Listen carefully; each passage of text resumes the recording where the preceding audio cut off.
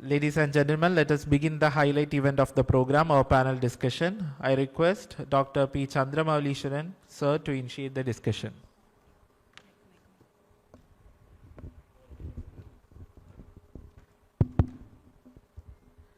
Good morning, everyone. Namaste to all. So, though you have told about the methodology and other thing, still I would like to go through it again because that time I think people are outside and they are not concentrating. So, the moderator will start the discussion by presenting the current position, focus, transition, and future research in Ayurveda. Every panel member introduce themselves with a statement and position in research. The moderator will present each subtopic to the panel, narrating the scope and background of each topic. Each panelist will have 3-4 minutes to share their views on each subtopic. After all panelists have shared their perspectives, the moderator will summarize and conclude the discussion on the subtopic before moving on to the next. Once all the subtopics have been addressed, the moderator shall briefly give a short review of the discussion to which the panelist may also contribute. The session will be open for audience discussion also. The audience can submit their queries in writing to the organizers.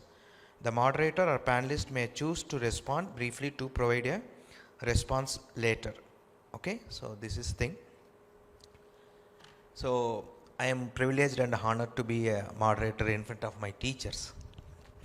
That's when I saw the names, I was, even Dasar was absent today.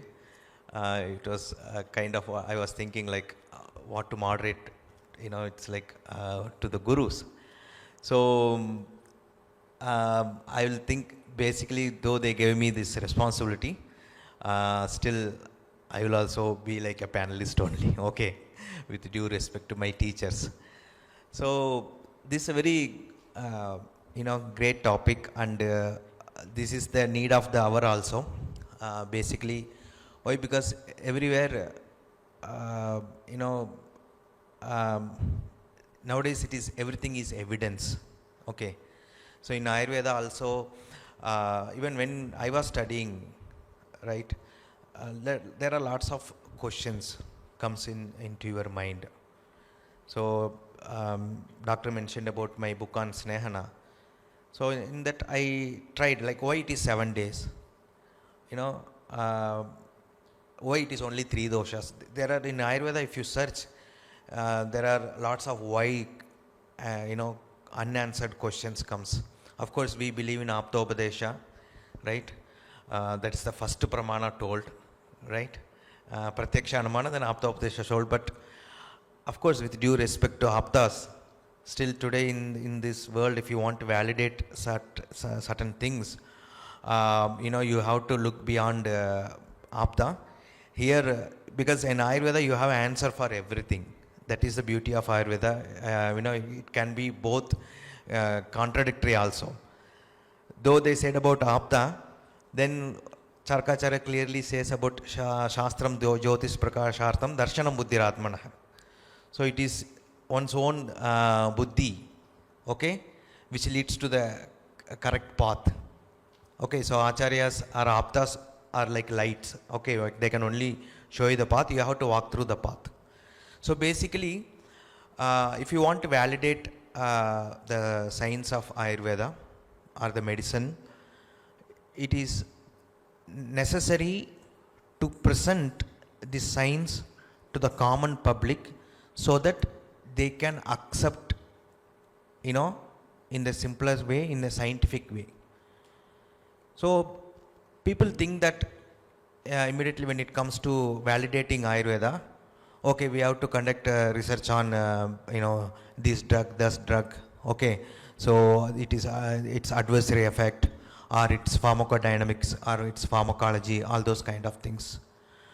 But what I strongly believe is, when you see the, if the research is only focused on pharmacological evidence, only the, pharmacological evidence, then I strongly believe that I don't think so we will ever succeed, because you see, we don't have a, many of the times, our prescription contains polyherbular formulations. Okay, it is not single drugs. When you have a single entity, then you can say about pharmacodynamics, pharmacokinetics, and how it is released, how it is acting, how the receptors, everything you can tell. But when it comes to the polyherbal formulation, and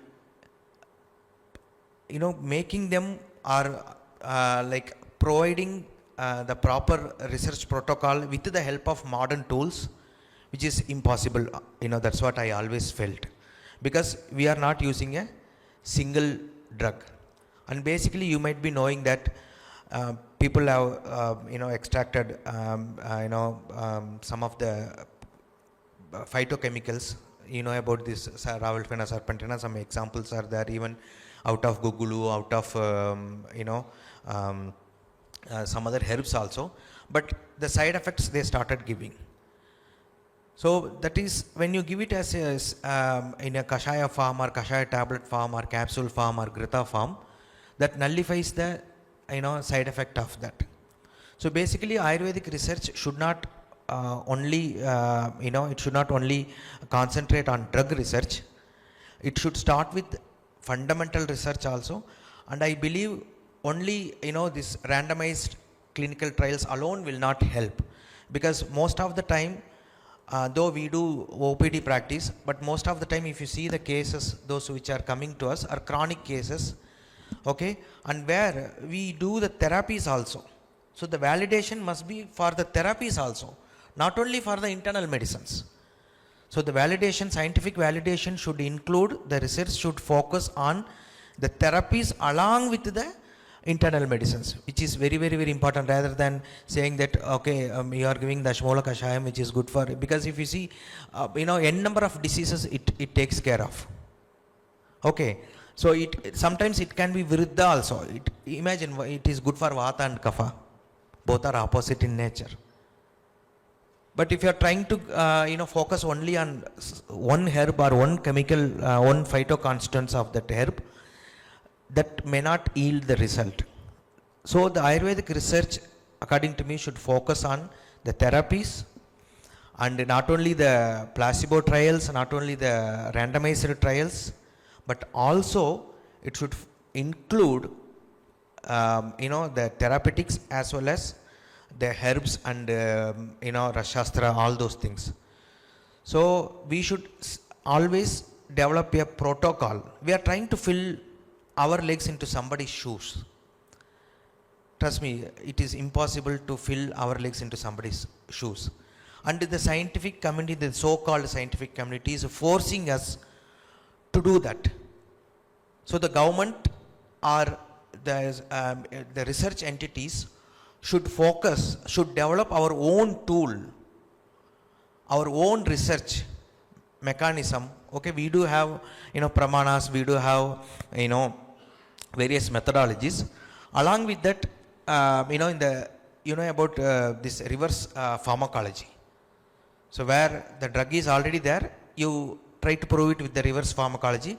That's what in most of the Ayurvedic research is happening through. We are trying to prove those drugs in the reverse pharmacology method. Okay, so we should focus more on that reverse pharmacology method, and along with taking the therapies also. Then we must develop a separate protocol, and we must develop the yardsticks, and we should try to prove our science through that, rather than proving through placebo trials or single blinded studies. Now recently that good thing started happening. AVP is conducting research in rheumatoid arthritis, where one group is methotrexate, other group is they are using this Rasanayarandadi and other things. So it is a reverse pharmacology method. So which drug is which is better? So it should be like that, rather than focusing on Aranda or rather than focusing on single herbs. So we have to develop at the end of the day our own thing. Then we have to present this. Then only I believe the Ayurvedic concepts, even the concepts, can be proved to the scientific community. And we should never look into fill somebody's shoes. which will never happen. Okay. So with this small knowledge, I would like to present the topics to the panelists so they can start the discussions. If you want to globalize, of course we need a research, and we need to convince people here, not only scientific community, convince the population also. See, I have something which works. Okay, which works. That we have to take it to the, in what way you take to the community, it is up to us, up to the government, okay, from the grassroots level. But we have to take it to them so that they believe. As sir told, they see us as a secondary citizens, but we are not, basically, but we are trying to come out of it. So it is our duty, or the government duty. Now the present government is taking very good steps by posting allopathic doctors. Now they are understanding, and we are also going to the schools and other things. So in the grassroots level. So basically it's not a white elephant. We need to have more funding, because unfortunately though we got independence 75, 78 years ago, only in 1995 they separate Ayush wing they started in the central government. Okay, so we are in a very nascent stage, only 30 years. Okay, so government support is very much important, and government should give more money so that we can conduct more research. So absolutely it's not a white elephant. If we want to globalize Ayurveda, then definitely more and more research on fundamentals, drugs, okay, should happen. Then only we can globalize it. Okay, thank you. So to Sudhir sir and other panelists, this is the question.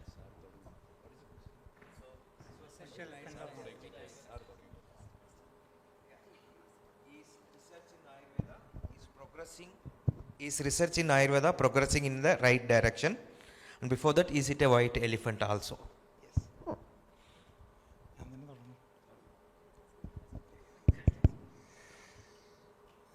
First of all, let me thank you from the bottom of my heart for having invited me to present my views, especially to influence the intellectual plane of Ayurvedic community. It may look little strange if I say that the research is a white elephant, but in reality, that is my opinion. I'll explain.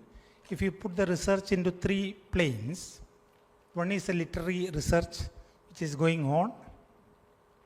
Second is a pharmacological, pharmacognosy research. Third is a clinical research.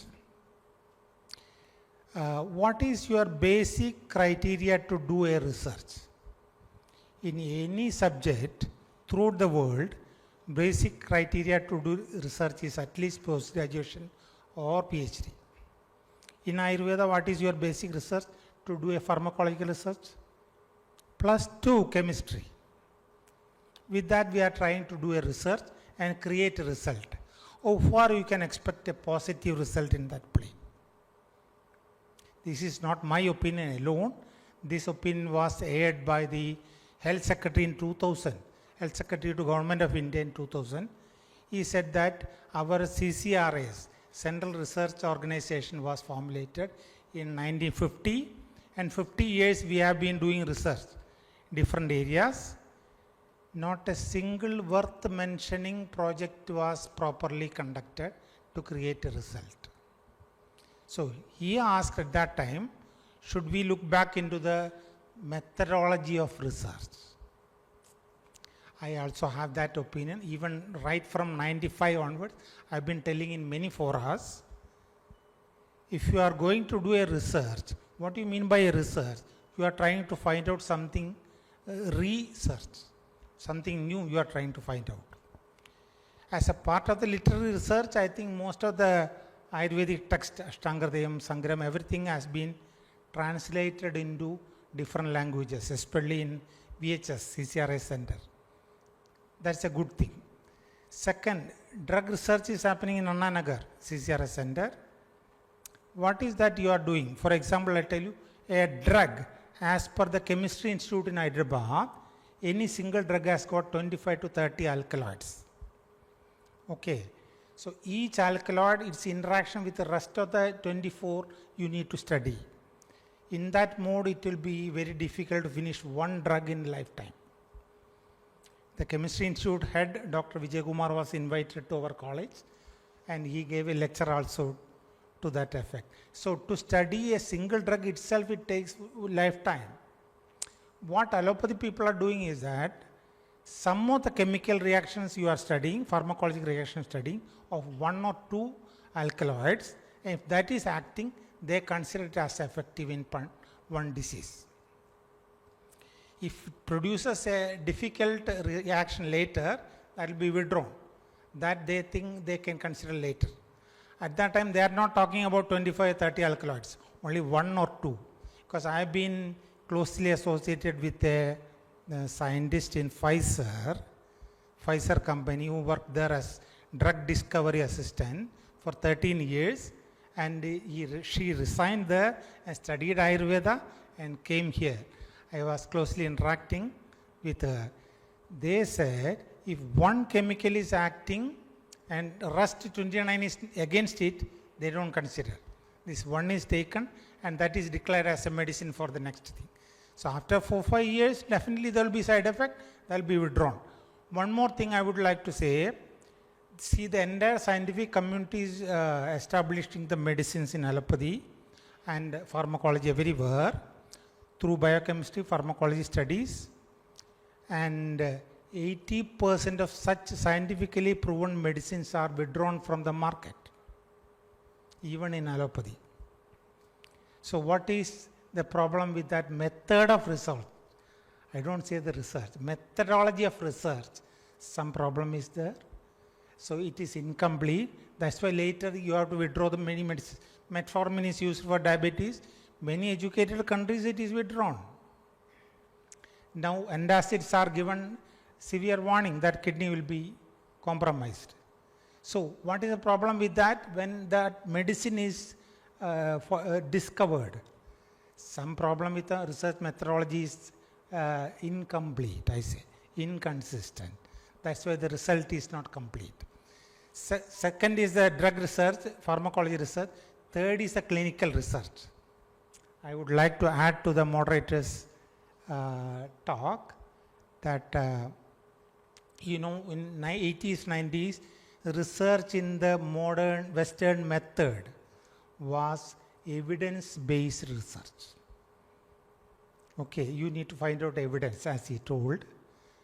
But 2000 onwards, the entire research, even physics, chemistry, medicine, everywhere, it is result-based evidence. Because the higher physics has found out that, leave alone Ayurveda, higher physics has found out that throughout the world there are many theorems which are working, but that cannot be proved in the existing theorems of physics. For example, the dosha theory. There are theories which are working, but existing chemistry or pharmacology cannot prove it. That is what physics has found out. It doesn't mean that this theory is wrong. It is giving result. So from the result, you have to invalidate how it is working. So the mode of research in entire Western science is changing. It is gradually coming to medical field also. It takes more time to come to the medical field because medical field research is contributed by physicists, chemists, biochemists. Many other people are putting together their brain to create a positive result. In Ayurveda, that has not happened. Only Ayurvedic people are coming. The fourth point I would like to make is that the stakeholders in research mechanism to revive the Ayurvedic thing should be confined to Ayurvedic people. In our field, it's not like that. It may be surprising to see that. Recently, I attended a meeting in AI in Ayurveda, which was contributed by scientists from London, US, and then allopathic doctors, they are coming in the picture who are interested in Ayurveda. Third is the IIT Kharagpur, IIT Mumbai people coming to help Ayurveda. There is no Ayurvedic people. Department of Science and Technology is giving crores of rupees to IITs to do the Ayurvedic research on Gomutra or some plants.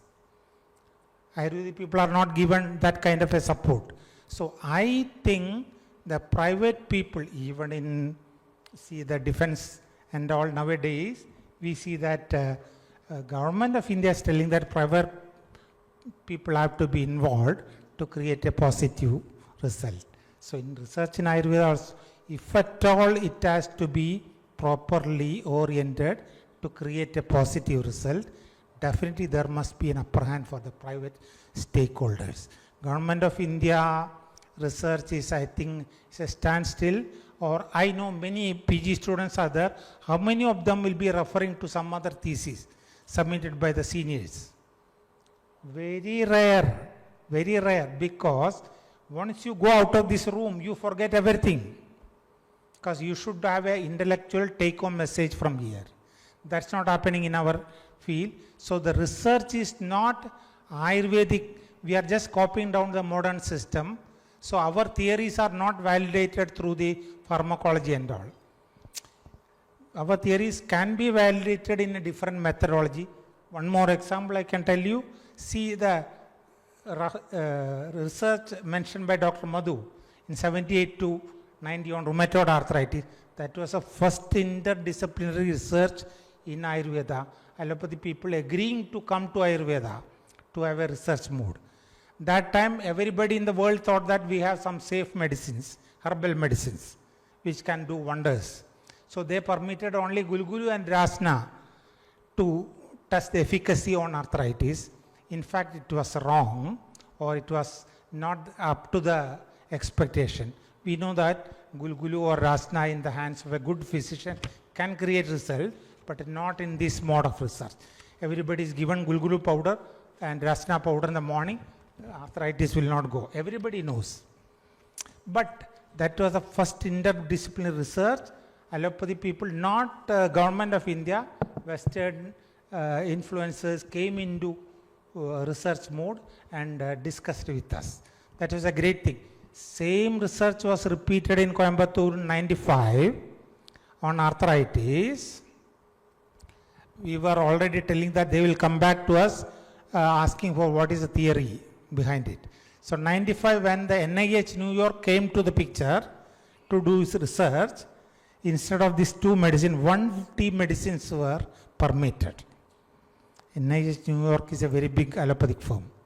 So they are ready to do the research, still going on, but 150 Ayurvedic medicines were introduced, permitted to do research. Now we know that the black box theory is there in research, as agreed by the government of India, Ayush, in which COVID, we had done a research in Stanley Medical College. 20 medicines are permitted for a particular disease. It's not one disease showing its impact. That is absurd, because the normalcy of the body is understood in terms of allopathy, anatomy, physiology. Disease is understood in terms of anatomy, physiology, that is a pathology. Medicine only you are looking from Ayurvedic angle. So that will not be matching. You must have understanding of Ayurvedic anatomy, understanding of body. Then only you believe in diseases explained in Ayurveda. Then only you can think of what will be the program to contain the atmosphere. So as long as this much knowledge is, background knowledge is not created, even a research, whether it's clinical, pharmacological, pharmacognostic, or literary, will be difficult to take forward. That's my opinion.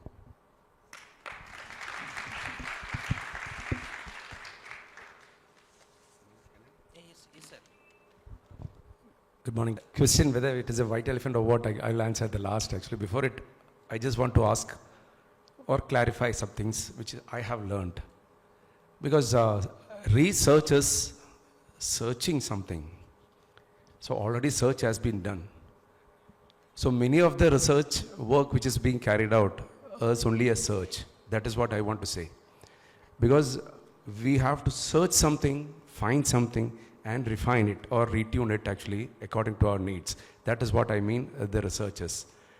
Many of the things are not coming under this purview of research actually. For example, if you take actually Charaka Samhita, how many yogas have come out in the public now?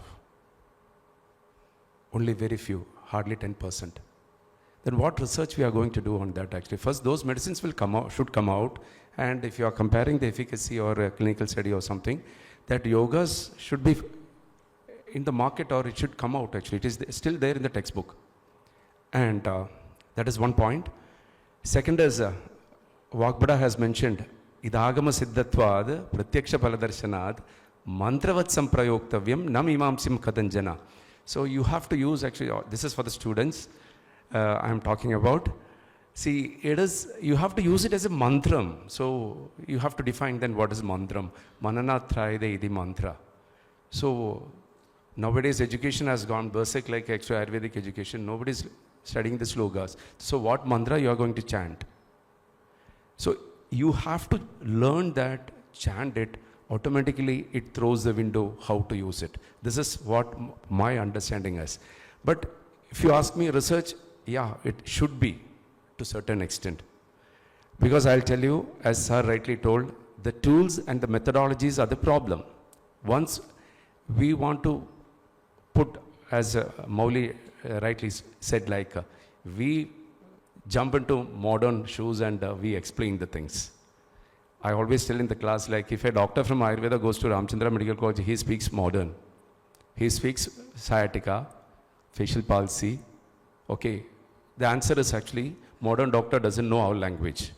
And the same modern doctor comes to our college, he speaks his language, the same facial palsy, sciatica, etc., stroke.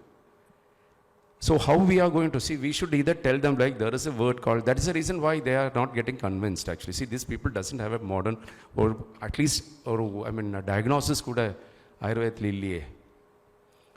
So they will ask, some people used to ask me actually, what is this? This is Ayurvedic diagnosis. It's called Gridrasi or Pakshagadam, etc. So there's a Ajarya word actually. Then they are getting convinced like, oh, they have some language.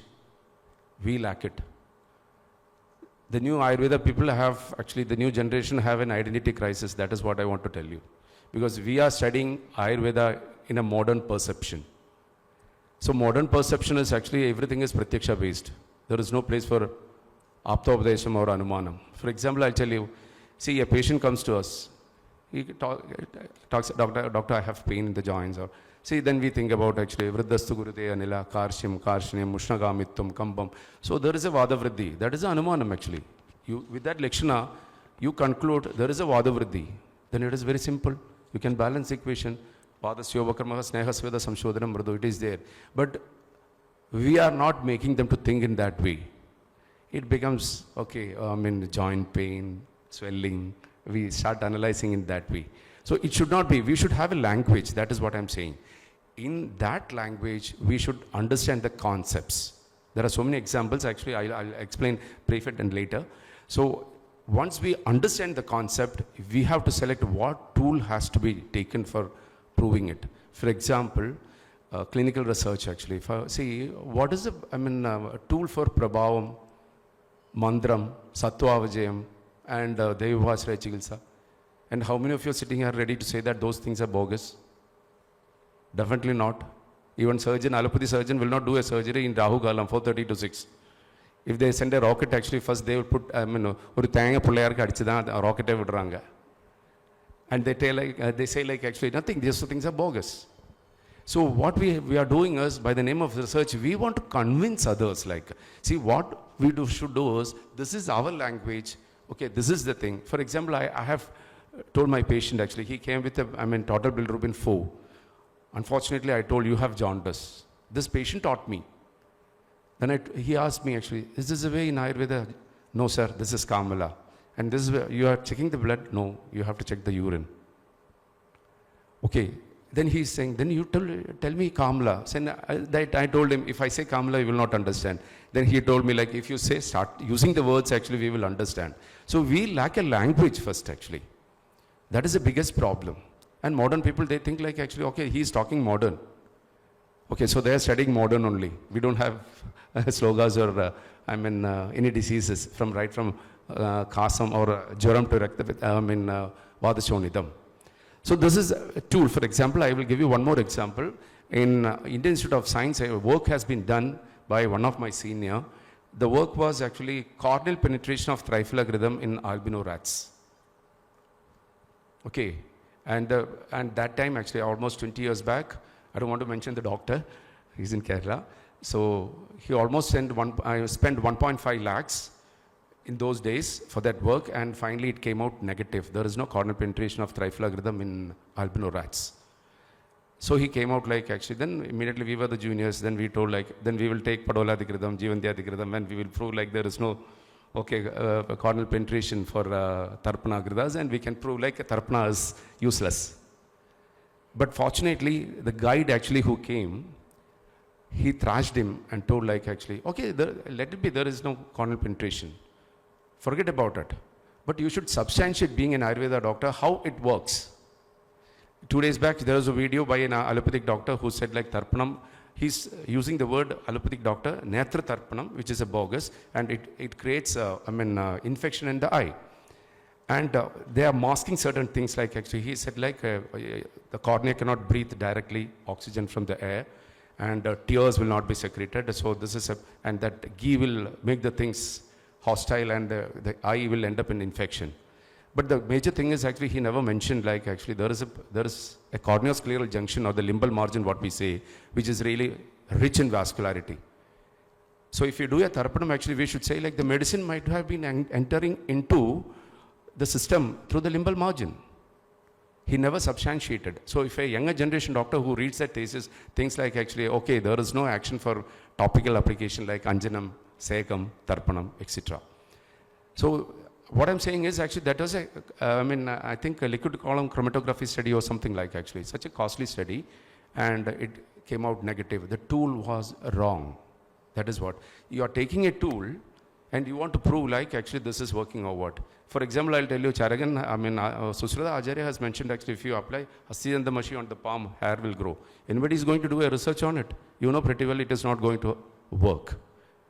But bringing a tool and analyzing it actually, see, so whenever what I say is, without a concept and without selecting a right tool, we cannot actually achieve our desired result, or research cannot proceed. All will end up in a negative research, and the youngsters will get perplexed like actually there is no proper Ayurvedic medicines actually. And one more thing I just want to add, especially to the students, like actually all these things are pratyaksham, what we are talking about. Okay, have you heard of, Vishavaidyas? They are not seeing the patient. Through Dudadi Vijnaniyam, how the Dudan comes and what is the word he is uttering, from which direction he has come. The Vaidya nurse giving a prognosis of that patient is dying, actually kindly take me within 1 muhurtam. Such a wonderful thing actually. See, anybody can do that. That is the greatness of Ayurveda. See, Vishavaidyas, still I think actually they have the tool actually. See, without seeing the patient. Here we are doing, what we are doing is actually we are throwing the light, okay, touching the cornea, you are keeping the mirror, and the patient is live or what actually. What a funny thing actually you are doing. Because see, Vishavaidyam is capable without seeing, he is. So, Mantravat Samprayoktavyam, if you learn the science in a proper way, I think God or Dhanvantri will give you that. So you think in that angle, be confident in what you learn, like, and automatically I think actually we will know that. Because one more thing, there is an innovation cell in our campus, actually incubation and innovation. So all youngsters, okay, it is connected with Ayush also. The project actually, they come like actually, stainless, droni. For example, is this a need? Just imagine. So research is going, Kosuatti, soap. Okay, is this Ayurveda?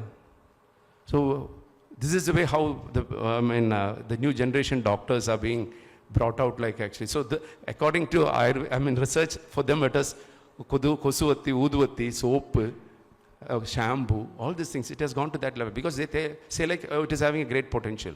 Is this the research like? Yeah, please. So panelists have maximum of 7 minutes. Okay, not more than that because time is short. No, it's nothing to, sorry. But it's okay. So, So, finally what I conclude is actually research is required, but that word is should be carefully used. And to a certain extent what I say is it is a white elephant, unless if it is not used in a proper way. Thank you.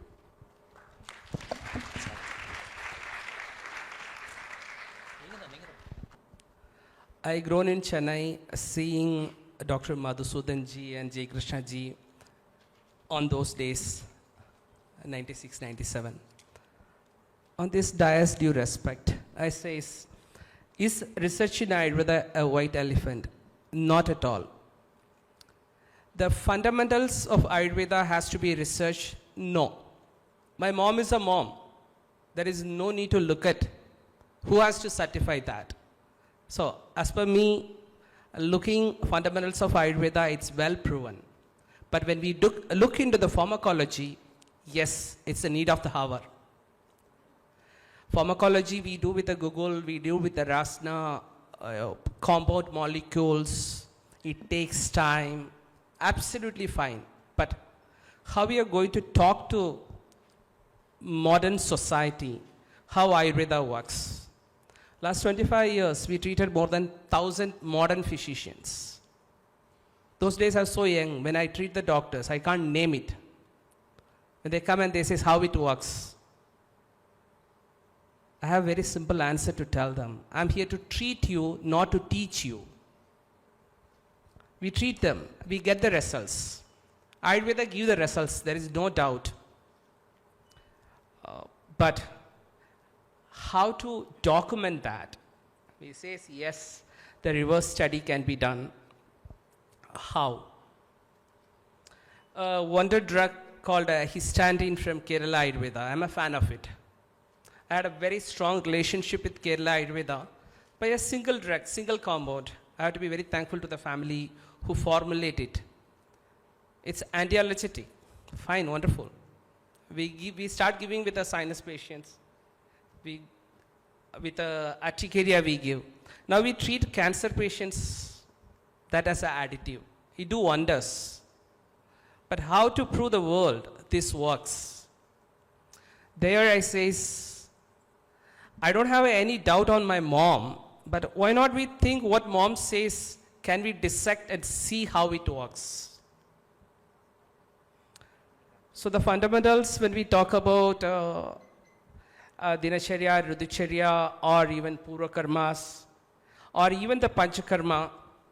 We are the first guys, we started doing Panchakarma at home. A lot of people made comment on that. But when COVID comes, everybody start sending Snehapanam.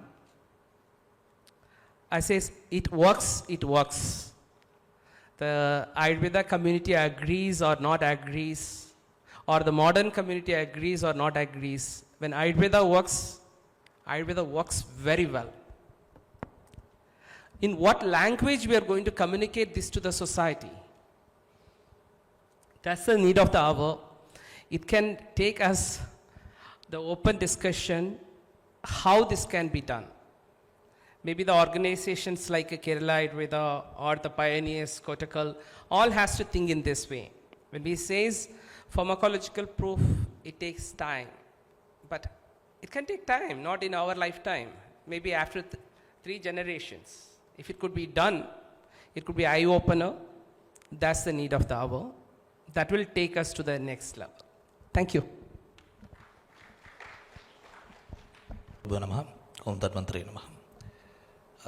First of all, I thank Team Vaidyam for giving me this opportunity, and with all reverence and humble from my teachers, with your permission, I will give my views on this. So, the first question was, is research a white elephant? 2 of our elite panelists said yes. 1 of our panelists said no. And not for the sake of argument, but I am usually a fond bhakta of Narasimha, Lord Narasimha. You know, not inside, not outside. Not here, not there. Sometimes this is like Lord Narasimha's work, where Ayurvedic research is a white elephant in some places, yes, and no in some other places. For example, Dr. Chandramouli, our moderator, he said polyherbal formulations cannot be standardized. There is a lot of problem in standardizing them. Very recently, during COVID time, a US based company, but an Indian. What he did was he brought a polyherbal combination, but he did not make it in the Ayurvedic way. He used allopathic way of taking the flavonoids of different medicines like Acalypha indica and so on. And he used the modern way of research, the research methodology, but he brought in about 5 drugs in that. There were some Chennai doctors also who were involved in this. Like how our beloved JK sir said, I was surprised to see that initially the research when it went on, his team did not have one single Ayurveda doctor. Because people sometimes believe that without an Ayurveda doctor, a research can be performed. Okay?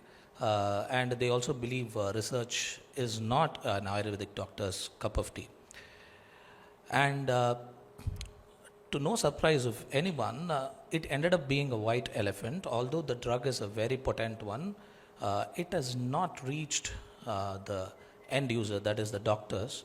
How many of us know that there is a proven drug for COVID in Ayurveda which is accepted by the Ayush Ministry? It is only the 3rd drug to be accepted by the Ayush Ministry. Other than the Ayush Ministry, they themselves bought Ayush 64, and then I think one other Sri Sri Ravi Shankarji's drug was there. This was a 3rd one. How many of us know this? The problem is not only in researching, it is the way you research. Sometimes the Ayurvedic doctors, we don't accept the way they have researched it. That is also there. So, as I said, to no one's surprise, it became a white elephant. He invested, I think, some crores of money into the drug, and by the time COVID was also over, and now, although there is a drug which is a proven drug, it is not very prevalent in the market. So yes, if you follow this modern way of research methodology, Ayurvedic research becomes a white elephant. I think we should start, research from the school age. From even now, research has penetrated into Ayurvedic colleges, is what I've been told. I have not been in the academia for about 2-3 years now. So with the instances like Spark and other this thing, even Ayurvedic students who are doing their BAMS have come into research. That is, they have developed a research aptitude. So the first question that we have to ask ourselves is, even before asking if this is a white elephant, who is asking us to research? Is there any need for research? Whenever you do something, what you should ask yourself, is there any need for me to sit here? Is there any need for me to do this? Right? Yes. Who's asking you is your patients. Today, the patients are convinced that if there is enough research behind a medicine, they are very happy to take it. Because after browsing through Google for 22 minutes, the patient thinks that he is better than the 18 years of formal training that we have had. That is what is their understanding. And yes, they ask for research. But to answer the second question, is research progressing in the right direction? Because it is not progressing in the right direction is what I feel, and that is why it is becoming a white elephant in many cases. So you introduce Ayurvedic terminologies like our beloved Dr. Sudhir sir said, you should have your own language. Start, how does my daughter who is studying in 6th standard knows what is heart, what is lung, what is liver, what is brain? Does she know Yakrit? Does she know Hridayam? Does she know Pranavayu? Does she know Apanavayu? She doesn't. Being an Ayurvedic doctor's daughter, she doesn't know all these terms because they are not formally taught, they are not formalized at a very early age with these jargon. I think that is where you need to start familiarizing your language to them. Like sir said, if I write most of my prescriptions, when I write the diagnosis, I learned from sir also. So I write it in Sanskrit. I write Gridrasi or something. So at least the patient, sometimes 1 out of 100 patients will look into their prescriptions with a little bit of this thing, and they'll be interested in looking at the prescription. They will ask us what it is. So you start from a very basic place, from what you know. Everything, you start from what you know, then you go to the unknown. That is research, right? H0, H1. You start from what you know and you proceed to what you don't know.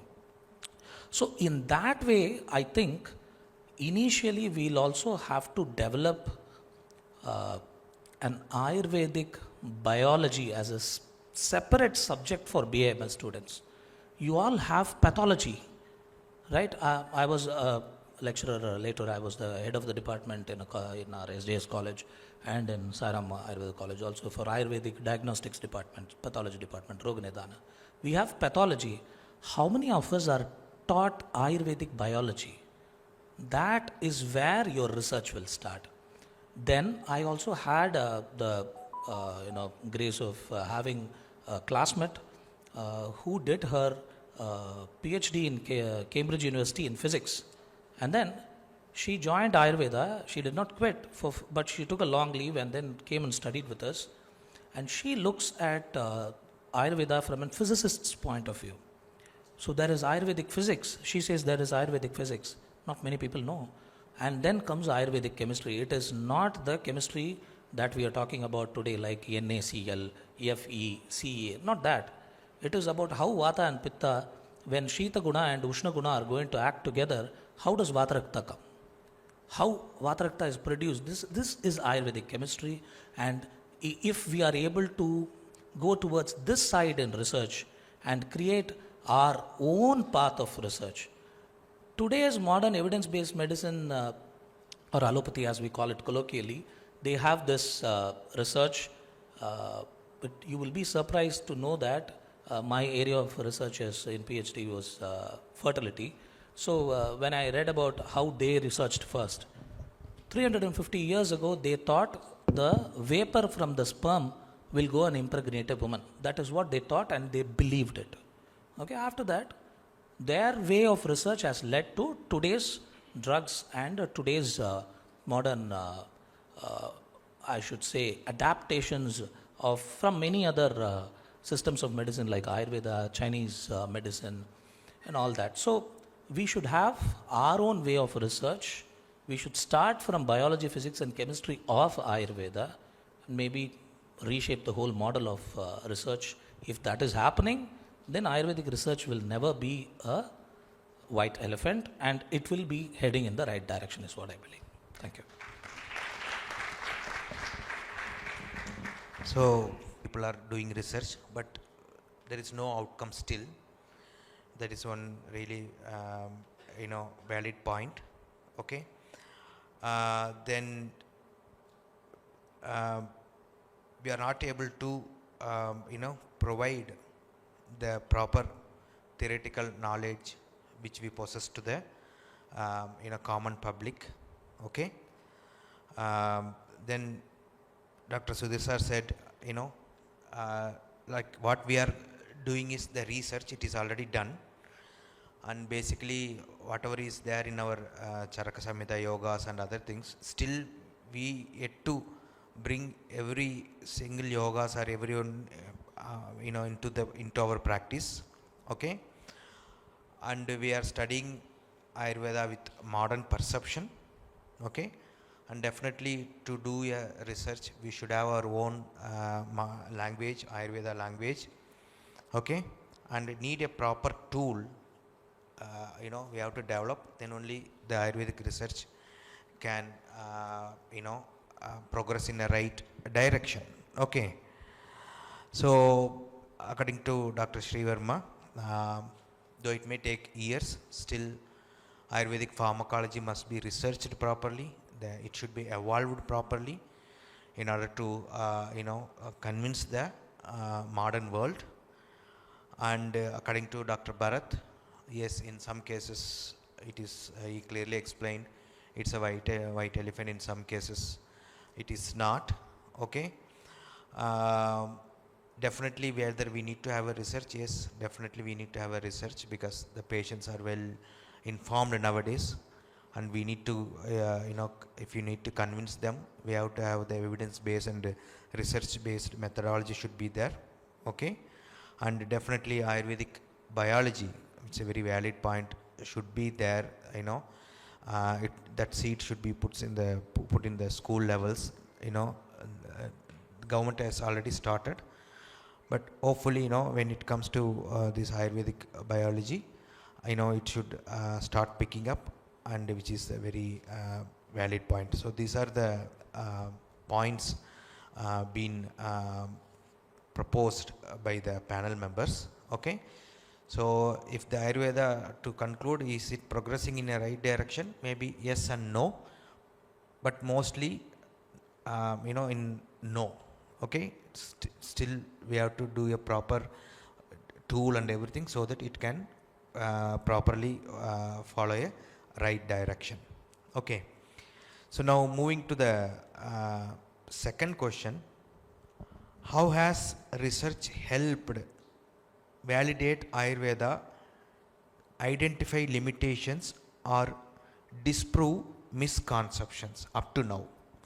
How has research in Ayurveda helped validate Ayurveda, identify limitations or disprove misconceptions?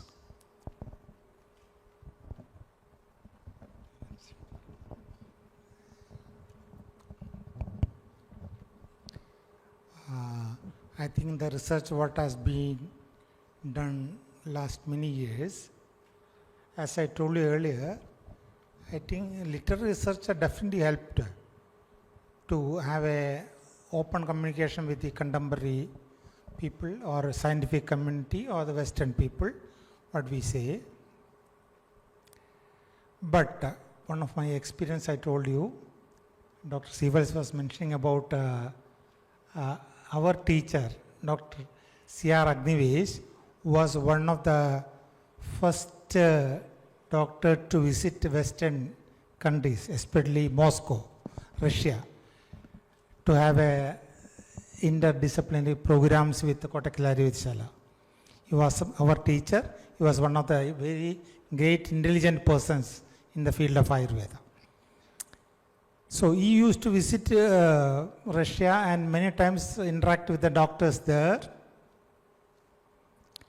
Then later in Coimbatore College, when we invited him for a big seminar, he came and talked to me, and on the seminar he told that it is very difficult to convince Westerners about Vata Pitta Kapha. So that was, I think, in 96 it happened. So I said it's not difficult to convince Western people, because 95, the first batch of foreigners course was conducted by me in Coimbatore. That is how it was started. So I didn't find it difficult to convince anybody about Vata Pitta Kapha. So he said it's difficult. He asked me also, where did you get all this knowledge? Not from Kotak, somewhere else you got it. How did you convince? I said, if you just look into the Ashtanga Hridayam or Ayurveda, deeply you can convince. There's no big issue. I just wanted to tell you how we validated.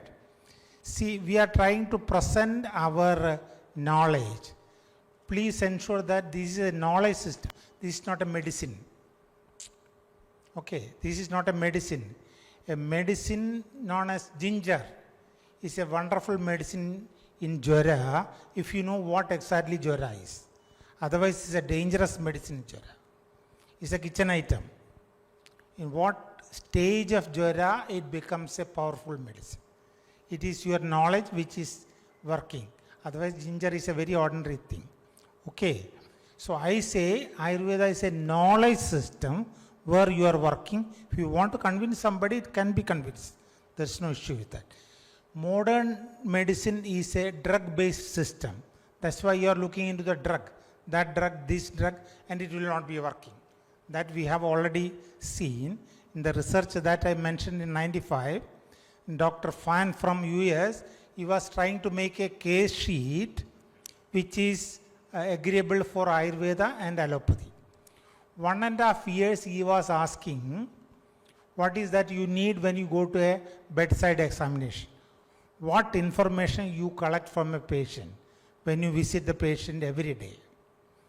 Ayurvedic people also said we look for BP, pulse, heart rate, everything, auscultation, percussion, palpation, reflex, everything we look. He said, Dr. Fan said, that we will look. What information do you need to understand the disease? Unfortunately, we were not able to give it properly. 1.5 years later, I think you'll be knowing Dr. Somit. In another meeting, he was presenting a case sheet which we were using in the college based on the Panchalakshana Nidana, which includes all aspects of the modern case sheet that we were using internally as a case sheet. He was presenting it in front of a crowd, Ayurvedic crowd. So, every day morning what you are so observing to give same medicine or to change a medicine or to change a treatment, what is that you want? Suppose the blood pressure has gone up. You have any medicine for that? No. So what are you looking for every day? We have correct information, Dushyam, Desham, Belam, Galam, at least some of those things based on which you can change a medicine. You need to change a medicine so that what is going on will be more effective. Then the director of that research was sitting behind. He said, this is what I was asking for 1.5 years. That is how a case sheet agreeable to Ayurveda and allopathy was agreed upon to do a clinical research. So I would like to mention that Ayurveda is a knowledge system and we have to go for the reverse understanding also. Medicine is working, Dhanvantari Thailam is curing back pain. Why it is curing? Then what is the disease? What has happened in the disease condition? Do we know that? It's not based on L4, L5. Some other reason is there, that's why the oil is effective. If we know the disease in our own terms, we can use the medicine in our own terms. If you have to know the disease, then you must know the body in our own terms. See, the Vata Pitta Kapha theory is there, based on which you understand normalcy, based on which you understand the disease, based on which you understand the medicine, based on which you understand the Panchakarma. Everything is based on Vata Pitta Kapha understanding. Are we convinced about it? 100% convinced? No. We take the knowledge of anatomy, physiology to understand the body, anatomy, physiology to understand the pathology, then medicine we are searching. We have our own method because we know that this is 5,000, 10,000 years old system. Anatomy, physiology has come last 400 years, 500 years. Even before that also system was existing. People were treating, everybody was not dying. So there was a different knowledge mechanism, ancient knowledge formulation mechanism, based on which you understand the body, based on which you understand the disease, what is going wrong in the disease process, based on which you are trying to understand what are your options to work in that. In that, medicine is one thing, food is another thing, activities are another thing. So you make a comprehensive plan to change what has gone wrong in the body. So it becomes a knowledge system where you are able to work provided you know it to convince. I used to say that Vata Pitta Kapha theory is not convinced because we look into Vata Pitta Kapha theory from the chemistry point of view or anatomy or physiology point of view.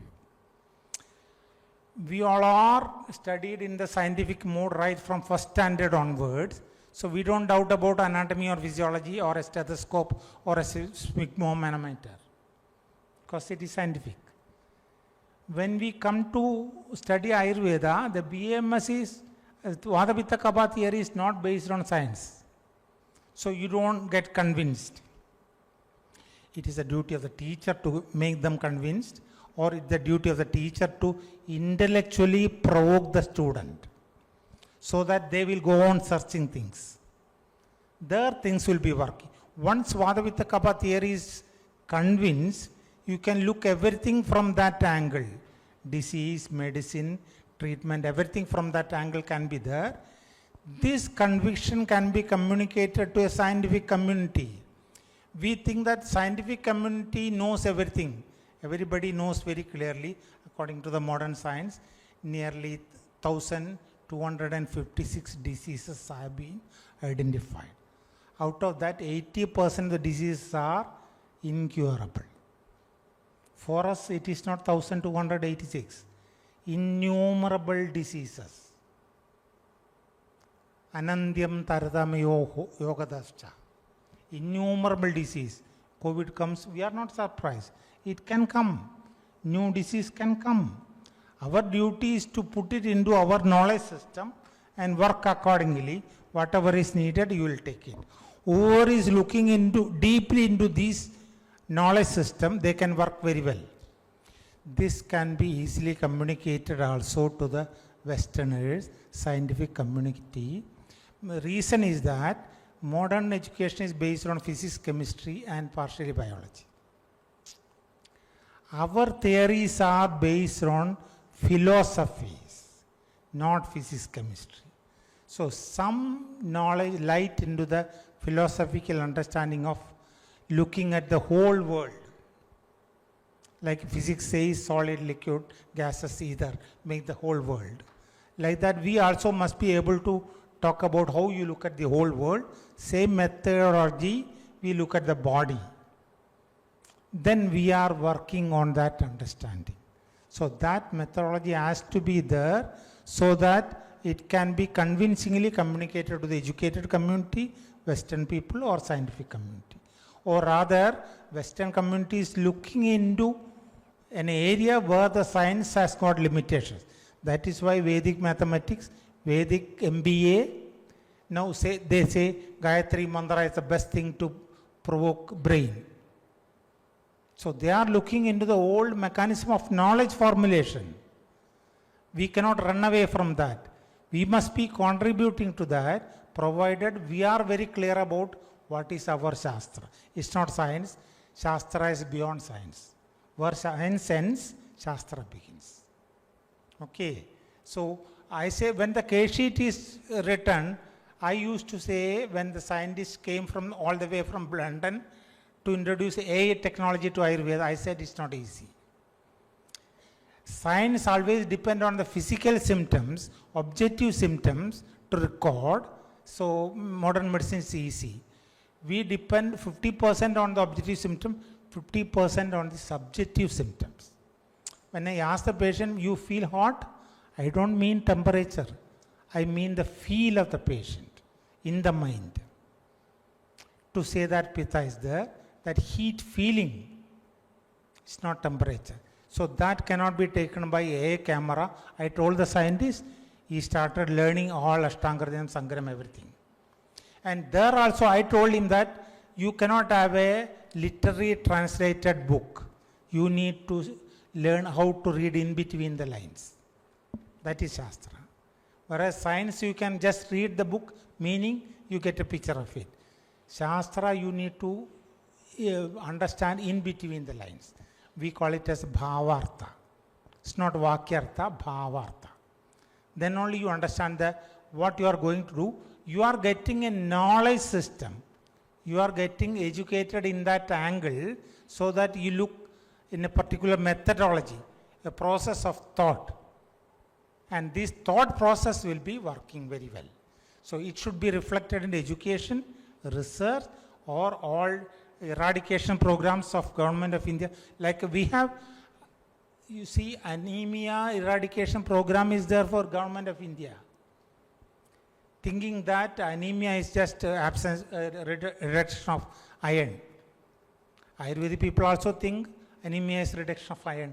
Actually it is no. For us the Pandu disease is a big disease. One of that area is a reduction of blood. Even blood going beyond your requirement is also Pandu.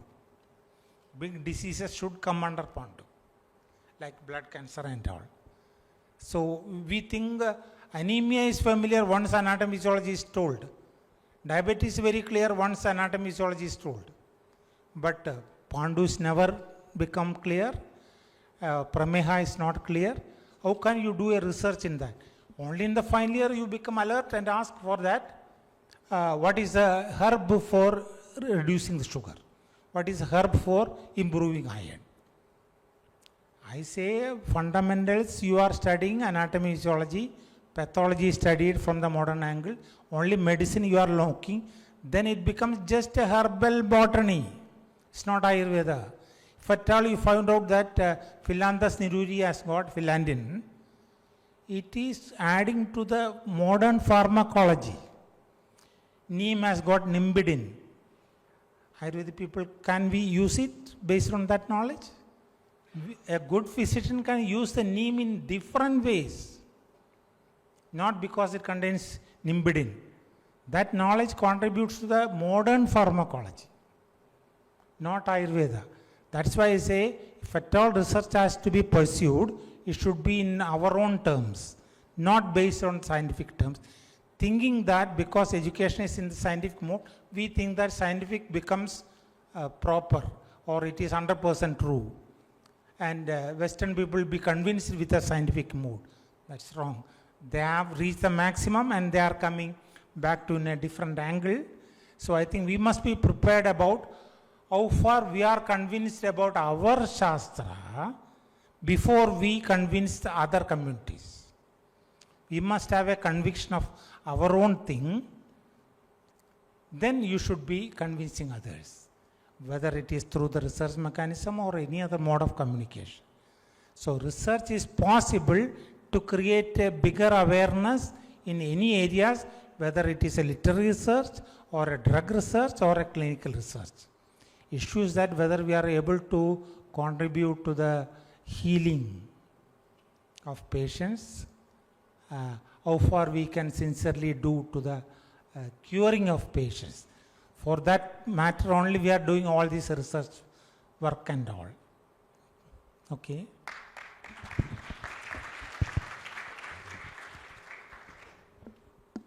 It is productive. Even though there are some problems in that also, because I am talking from a teacher perspective. Because, for example, a teacher in the college actually teaches the student like actually Vyanavayu, Vikshepochita Karmana, Yogapat Sarvadeya, Uksheva, Nimesha, Unmeshanadiga. So the teacher is explaining something is moving upwards, downwards, etc. So this karma is done by Vyanavayu. Okay, and the teacher goes out, and this student takes a modern textbook, and he reads actually, see, William Harvey is the person who has found the blood circulation. And again, the next day, the same teacher comes to the class, and again, see, that was by Brihatrais. And once you come to the Lagutrais, actually, Sharangdara has mentioned like, Vyanena Rasadadurhi Vikshebochita Karmana. There he uses the word Rasadadu. It is blood. So he emphasizes actually the circulation is, we have references of circulation in Ayurveda. Again, the student is getting confused actually. See, modern also he is learning. That is a problem. So it says William Harvey, and teacher is saying again, Sarangada is explaining about how the blood circulation is happening in the body.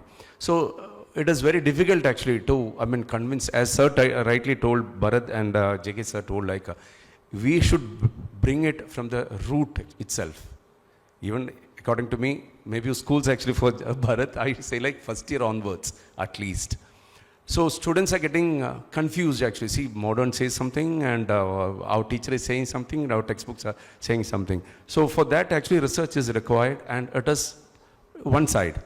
And clinical, if you become a clinician actually, what the problem is, patient comes with RA positive, uric acid positive, HLA-B27 positive, INA positive, anti-nuclear antibody ANA positive, all these things. And we treat it. Okay, if the values are coming down, no problem. Okay, that is one research actually. But another case comes like actually all the tests are negative. And same Pratiksha people has named it as zero negative arthritis. Okay, in that case, how we are going to achieve it? Patient is responding. And the patient is feeling better, the disease has cured. So what is the tool there actually? We don't have it.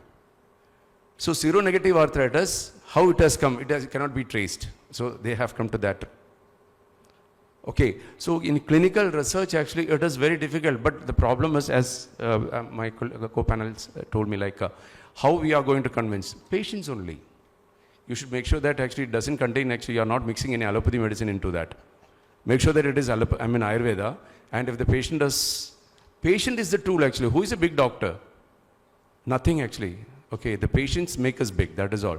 So the patients will get you another patients, actually. They are your ambassadors. They will talk loudly, actually. Go to that doctor, he will cure it. So that is the biggest evidence, actually. What I'm saying is all evidence-based science, actually. See, patients are, but you should not, Google, star, all those things should not be there. It should be a very open approach, actually, very transparent. They will bring you. And one more thing, actually, see, all these days, actually, our science is surviving. If you take modern theory, actually, you can see that actually it keeps on changing. Today, coconut oil is cholesterol. Tomorrow, it becomes, okay, it is not at all cholesterol. Okay, so it is being updated, actually, it keeps on changing. My question is, have you got any Chadurtha dosham here? Any Saptama, Ashtama Dhatu there? Or sixth Buddha? No. So, according to me, what I see is, it is ultra refined, actually.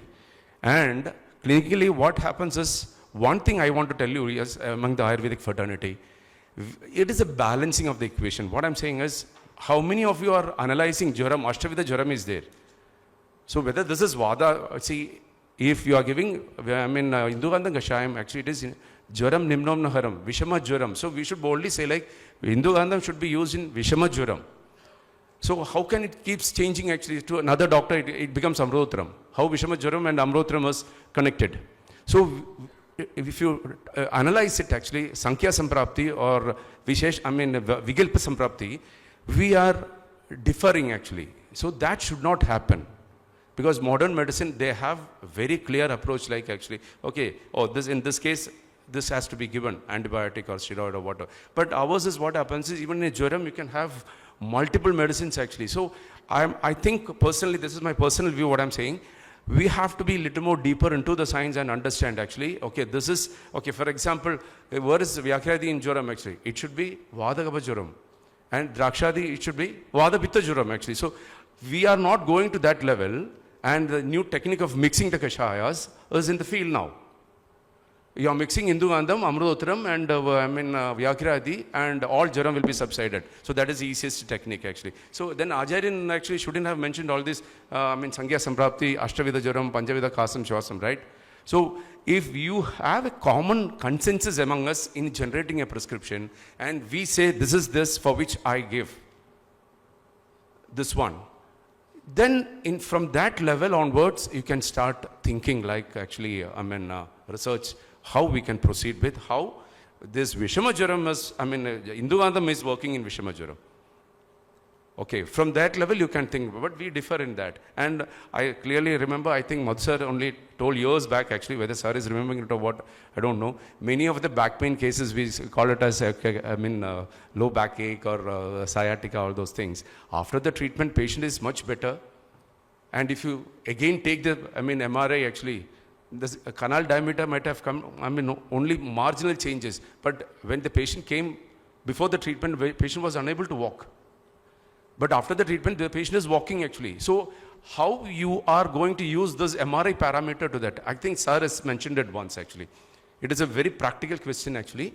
So the thing, how on that MRI basis, how we are going to. And many PG institutes actually, what they do is, because I'm also a PG man actually, I know, okay, your every values are based on research methodology and statistics. 90% of statistics is cooked up. Okay, first you should be sincere in your work. Okay, the statistician will decide actually what is the value. Am I right?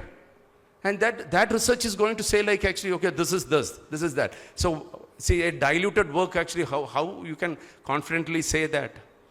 And after all, actually, all this research actually, see, if what I say from my personal view is, if you convince your patient, this is the medicine, you take it will be cured, 90% of thing is done. But that confidence level actually. So as CEO sir has said that gentleman actually, doctor was not confident. He brought God also. Because Sir, our science says like abhyasad prapyade karma siddhi pragashini. So constant practice only. So it will take some time.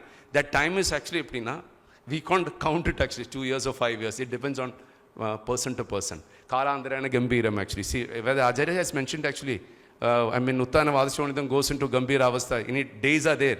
Kalandharam, that kalam actually depends on the patient's, okay, Mithya Ahara Viharas. So these are the inner lines actually. So before jumping into, clinical research actually, we should have some sort of consensus. This is personally what I say.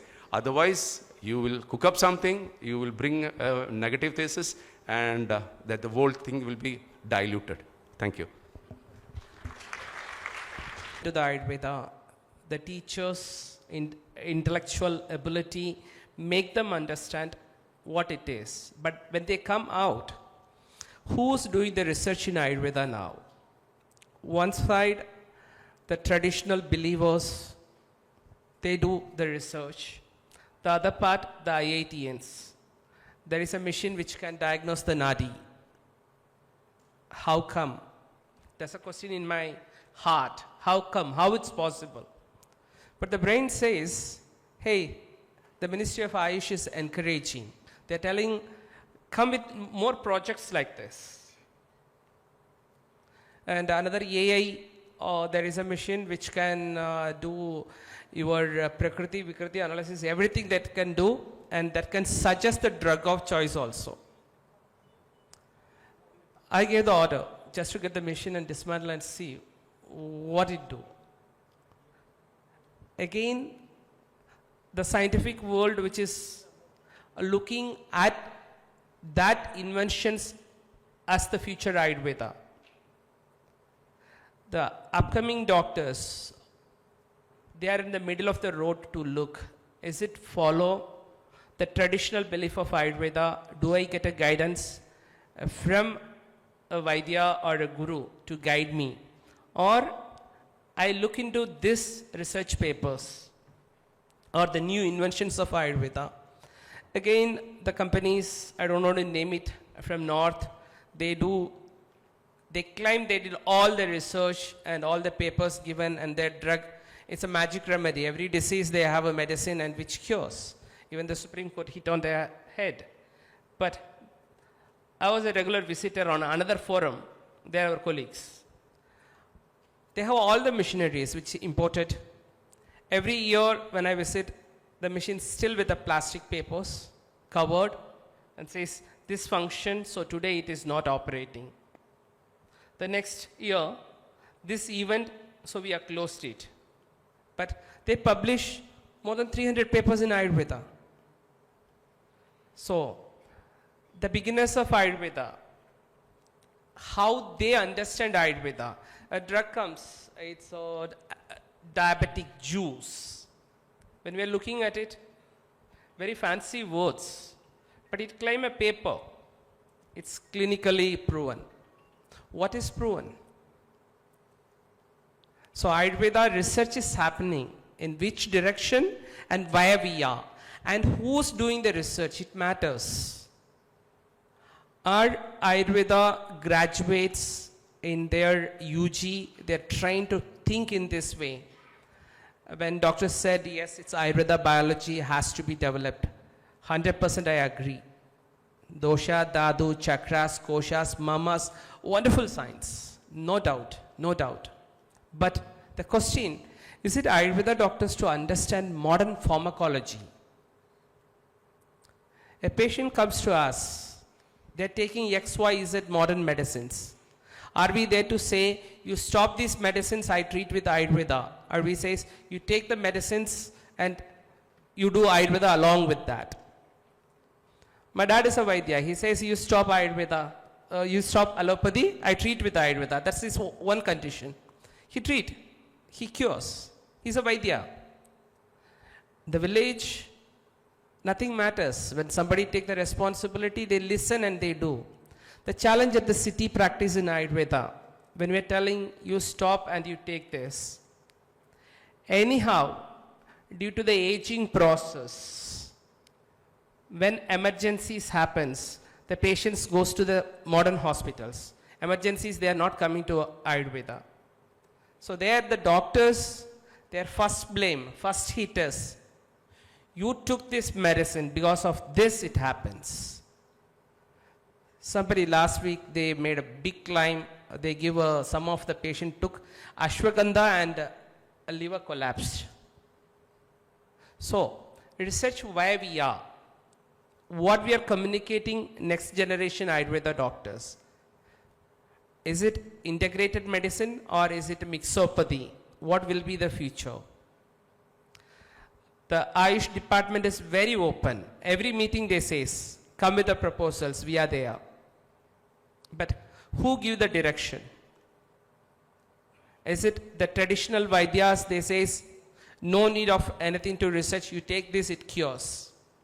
Or somewhere the pharmacology companies, they start their subsidiaries into Ayurveda and they says, this alkaloid works where we are.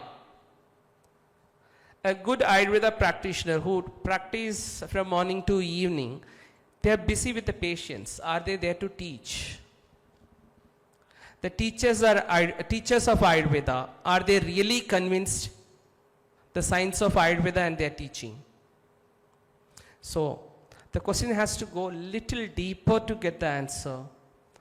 I am very happy what you conveyed the Ayurveda biology in the same way. Is it Ayurveda doctors should understand the modern science, at least to communicate to them? Maybe we may get an answer at the end of the session. Thank you. Thank you, Chandramouli sir. This is a very passionate topic for me. I usually talk about this to my students. So if I go out of time, please just let me know. So the question was, how has research helped Ayurveda in its validation? Yes, research has always been helping us. As I said, we are not going to research for the allopathic doctors who are asking for evidence in their own jargon. Okay? We are not doing research for them. It is for our own knowledge, for us to learn more, and yes, of course, for the patients, like how I told you, there are people who want treatments which are evidence-based. But when you say evidence-based, I again reiterate Ayurvedic evidence-based. I get patients who have read my papers which I have published, and then they come to me based on that. Sir, I saw your paper, and then that's why I came to you. It is not because of word of mouth or any other. So yes, there is validation because of research. So there is no, it's a no-brainer. Research has to be there, and yes, it does validate Ayurveda. And what limitations we have? I think the first limitation we have, or what we are at least asked, is you lack standardization in your medicines. Different companies produce the same Rasnadi Kashaya with the different formulations, with different drug concentration. And why is that? The same one company calls Rasna Erandadi Kashaya as Rasnadi Kashaya, and another calls Rasnadi Kashaya itself as Rasnadi Kashaya. So the ingredients, the dosage, I don't think there is any uniformity in that, and rightly so. Each person has their own way of formulating their kashaya. For example, even a very simple a drug like a polyherbal drug like Triphala, it only has 3, Kadaka, Nilika, Dandrika, right? Only Haritik, Vibhitiki and Amaliki. But in different proportions, I myself in my clinic, I have about 5 different types of Triphala. And then there is one Brihat Triphala by another company also. So that is 1:2:4, 1:1:1, like that the ingredients differ in their percentage. So first of all, is this kind of a standardization needed is a question where each person will have, you should be allowed to have your own mixture of kashayas, and that is why we also prepare our own medicines in many places. Okay, so that is a question that I would like an answer from others. So lack of standardization, I think, is a problem for patients to accept our medicines. The second one is there is inadequate integration with modern research technologies and methodologies is another question that we have been asked. Like I said, this modern RCTs might not be the only way for us to research. It could be one of the ways where you can research, yes, but like how we talked about, it does not, fully adapt our Ayurvedic diagnostic principles like it can be Prakriti, it can be Dosha Vikriti, or it can be the Samprapti. So it does not exactly take into consideration all of those, and yes, that is why RCTs are a poor way of maybe in many cases, not in all cases, but yes. Again, this is Narsimha Avatara coming out. So, in some places, yes, and some places, no. Okay. So, for example, why do we need a little bit of modern knowledge is, sir was talking about biochemistry. There is, for example, when my patients come, I tell them when they have severe hunger and they want to control obesity, I tell them you always start all your meals with a peeled cucumber and maybe a glass of water after that, and then you have your food. Why did I get this knowledge? Not only because I read the Arshastra, there is something called as cucurbitacin in cucumber. There is B, C, D, E, cucurbitacin. Okay, it is a kind of pitta contradicting factor because it has the Shita Guna also, it has a lot of water in it, and because of that it controls the pitta in the stomach. Okay, so this is how did we come to this understanding is this cucurbitacin, it actually aids in satiety. That is what we call in Ayurveda trupti. After having food, you should have that satiety. Okay, so why it does that? Because it does gut hormone secretion modulation and other bitter components.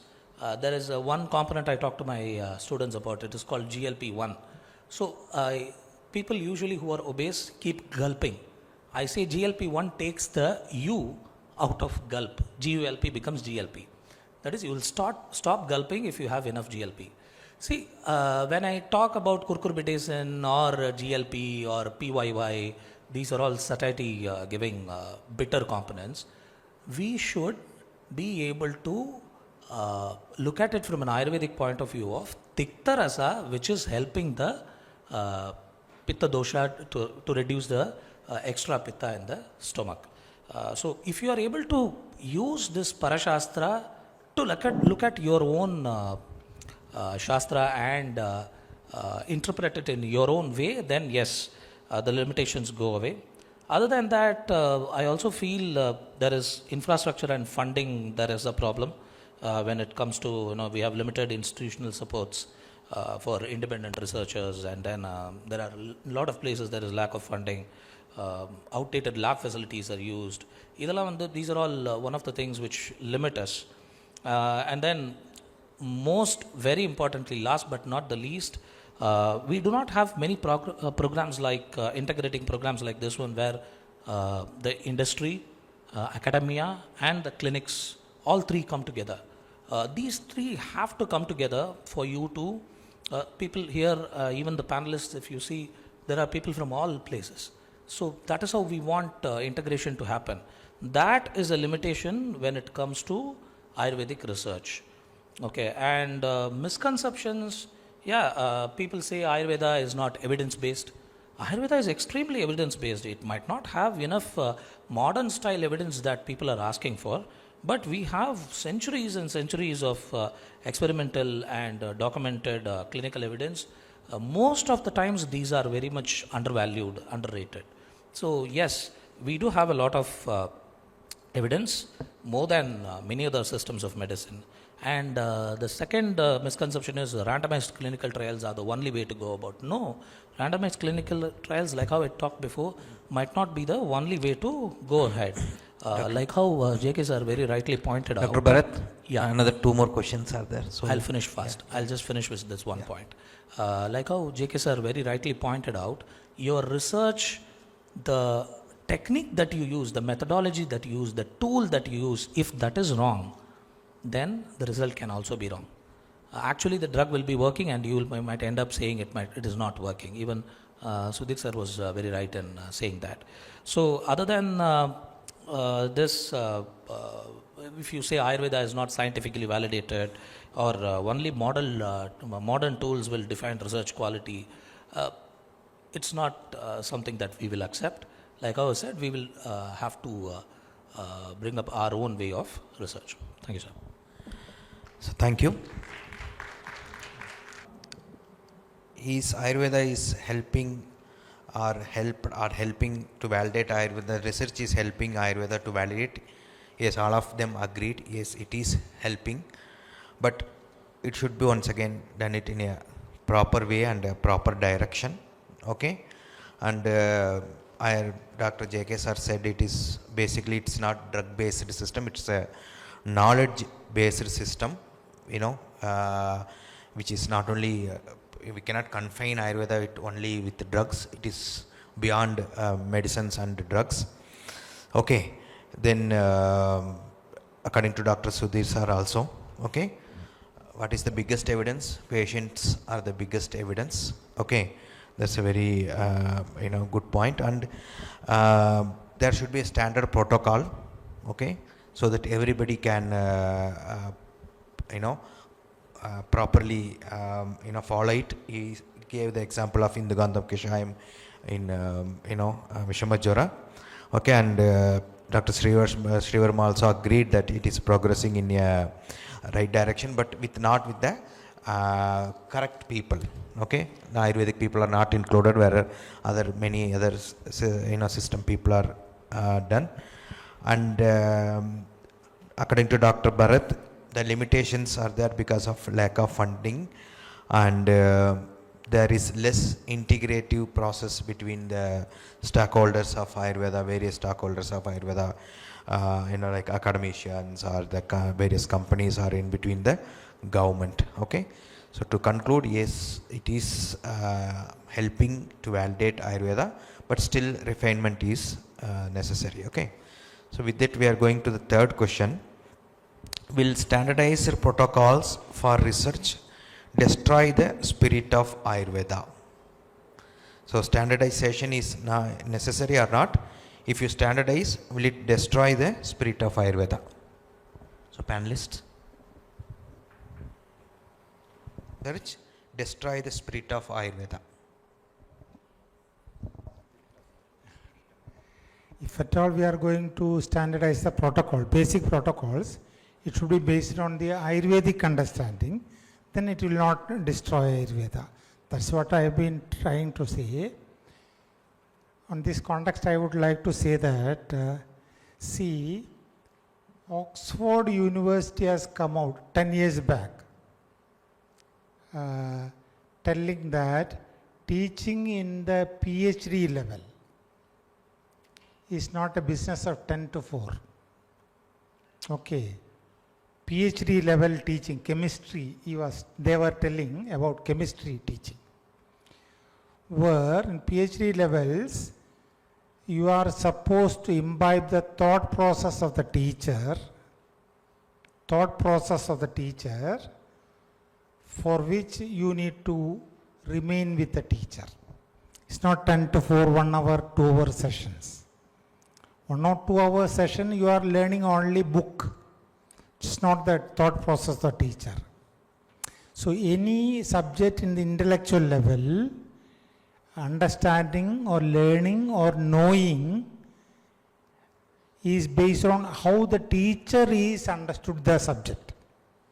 So actual teacher is like that. When we say Ragadi Rogan and all, it's not the book. The way I understood that matter has to be communicated. That is actual teaching. That's why I say a good teacher will be intellectually provoking the student.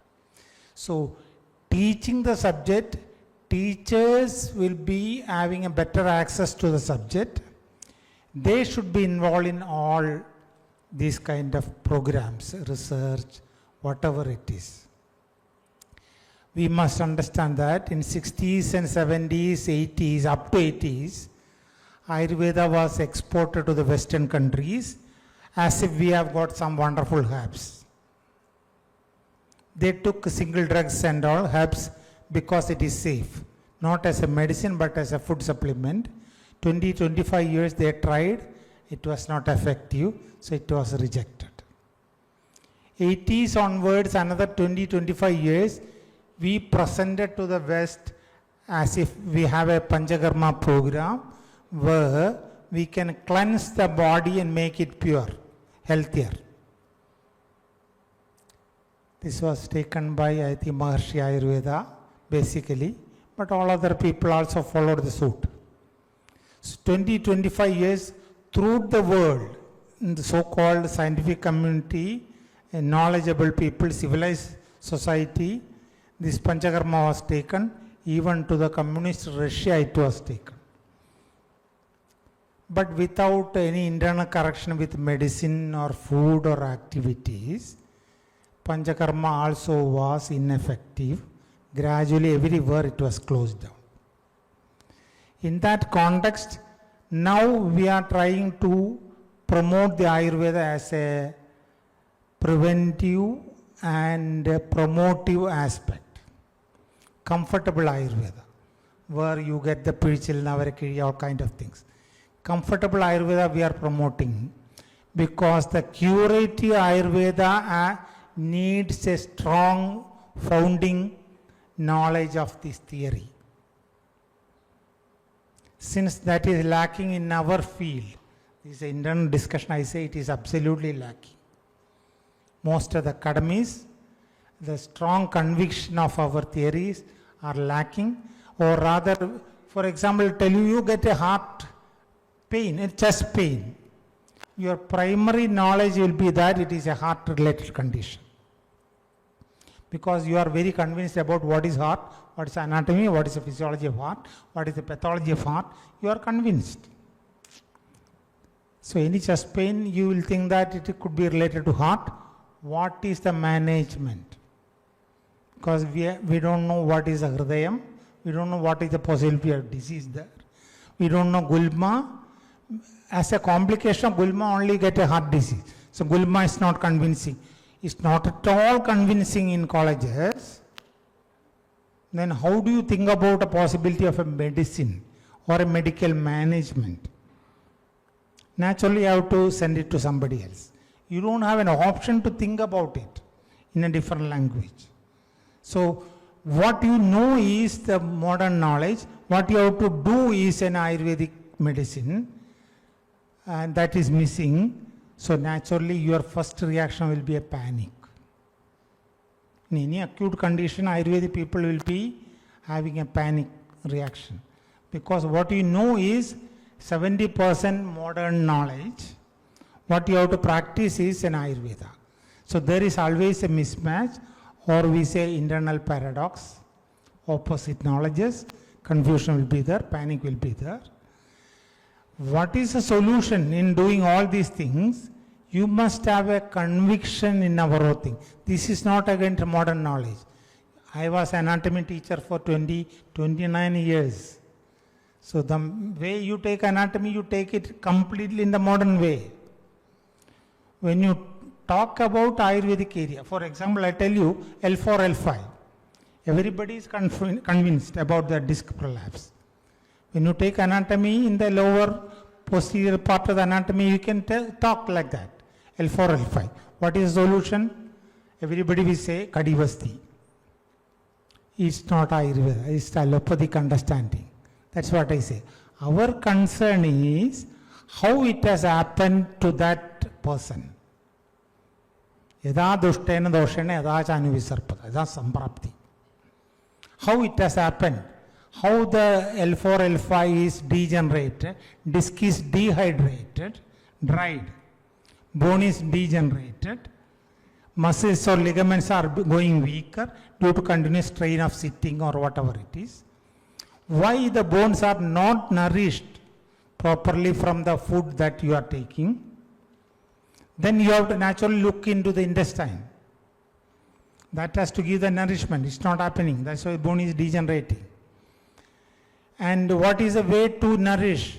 You have to soothen the bone structures, muscles, ligaments, everything. According to Ayurveda, it is the skin, whole skin is the root, because that is a Vadasthana. It's not a Kadivasti local. whole skin is a route to induce the snigdha content to any structure. Second, the dryness is maintained actually by the large intestine, Pakvasya. Pakvadanam Visheshada. Second option will be the Vasti. To see that the smoothness, the snigdha content is induced into the L4, L5. When you are convinced that Abhyangam is the treatment for the whole body, whether it is a neck problem or a back problem or a knee problem, then it is an Ayurvedic understanding. When you say Griva Vasti or Kadi Vasti or a Janu Vasti, your understanding is from the Western science. Whatever knowledge you gather from the Western science, you must be able to translate it into our own understanding so that you can make it a effective thing. This can be explained to a modern doctor also. I say it is convincing. The basic issue is that, are we convincing about our own Shastra? Then we try to convince other people, to satisfy other people, put the research methodology into them. Even education we have copied down. 3 parts of education, first we teach the normalcy of the body, normal functions of the body, so that you understand the diseases, what is happening in a disease. When normalcy is understood, deviation from the normalcy is known as a disease. That will be understood in the second part of education. So that in third part we talk about what are your options to manage it. This is happening in BMS education also. The issue is that since BMS started, I belong to the first batch of BMS. Majority of the teachers teach modern aspect very well, Ayurvedic aspect casually. Since modern aspect is based on science, we are also exposed to the scientific education schools, we are convinced. Other aspect, we are not convinced, we are just reading the books, by hearting the books. We are not knowing it, we are learning, we are not knowing. So that part has to be easily done by the teachers, because they are in touch with the books. Practitioners need not be in touch with the book, you don't have time. As he rightly told, you can't explain, you can teach, because he is busy with the practice. Others can actually have a time with students whoever seeks knowledge, they can communicate. Western people, they can communicate. Scientific community, they can communicate. Teachers should be putting a lot of effort to get convinced themselves so that they can communicate with the seekers of knowledge. Then I think all other aspects of research, education, programs related to the health management by the government of India, where we can contribute a lot.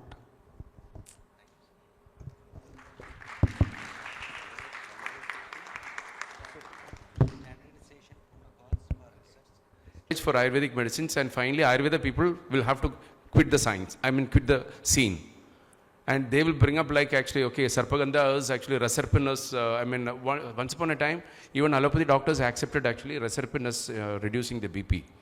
Now they say like actually Reserpin is creating GI disorders or GI bleeding and suicidal tendency.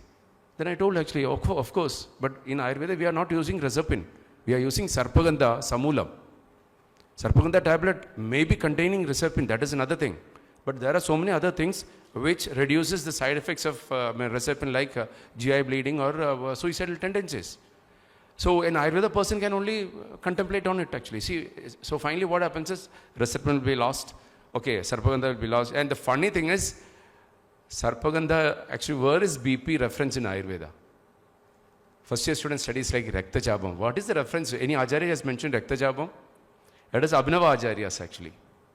Okay, so you have to think what is the classical reference for this, and whether, according to me, if I say it is an Avarnajanya Vadavyadi, where actually if you Anyonya Avarnam, you will get some references for actually, hypertension actually, systemic hypertension, not pulmonary hypertension. So you have to bring that disease under that title, and we have to treat it properly. Of course, I am also using Sarpagandha, the HT coat, all those things. I am sorry, but we should have a concrete concept. What is this? Okay, that is one side. So without that, actually, if we say like, okay, no, tomorrow onwards, nobody Ayurveda people is going to write any Sarpagandha tablet in hypertension. And next is, where the problem lies is, what my analysis I'll tell you. Once a student enters in first year, he will be bombarded, okay, with a slogan like, Egam Shastra Madhyano na Vidyadi Shastra Nischayam, Tasmad Bahusradam Shastram. Adnale, Ayurveda Murche, Homeo Padche, Siddha Padche, Allopathy Padche, Sagra Vaisle, Edo and Ambatanja Vaisle, Edo Marinda, the Porke Vendida. Ipridan teachers actually, they teach them. It is not the way actually. See, do you think like actually those days Acharya has mentioned about allopathy, contemporary understanding? No. So what are the Shastras in those days actually? You have to think about it. For example, I'll tell you, okay, see, Graheshu Anuguneshu Ega Dosha Marga Nava Sukha actually, Sukhasadi Lakshana.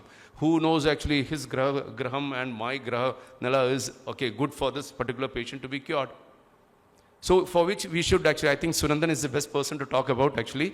Okay, that Graha Nala has to be for which you should know, okay, horoscope, astrology, so many things. So allied topics, actually you have to be very thorough. And what I strongly believe is, if you have a complete knowledge is an exaggeration, or if you have some knowledge about all these Shastras connected with us, okay, I think actually research will go to the back seat. You will have a complete man who can be able to answer the questions. So that is what I have understood. And one more thing I'll tell you.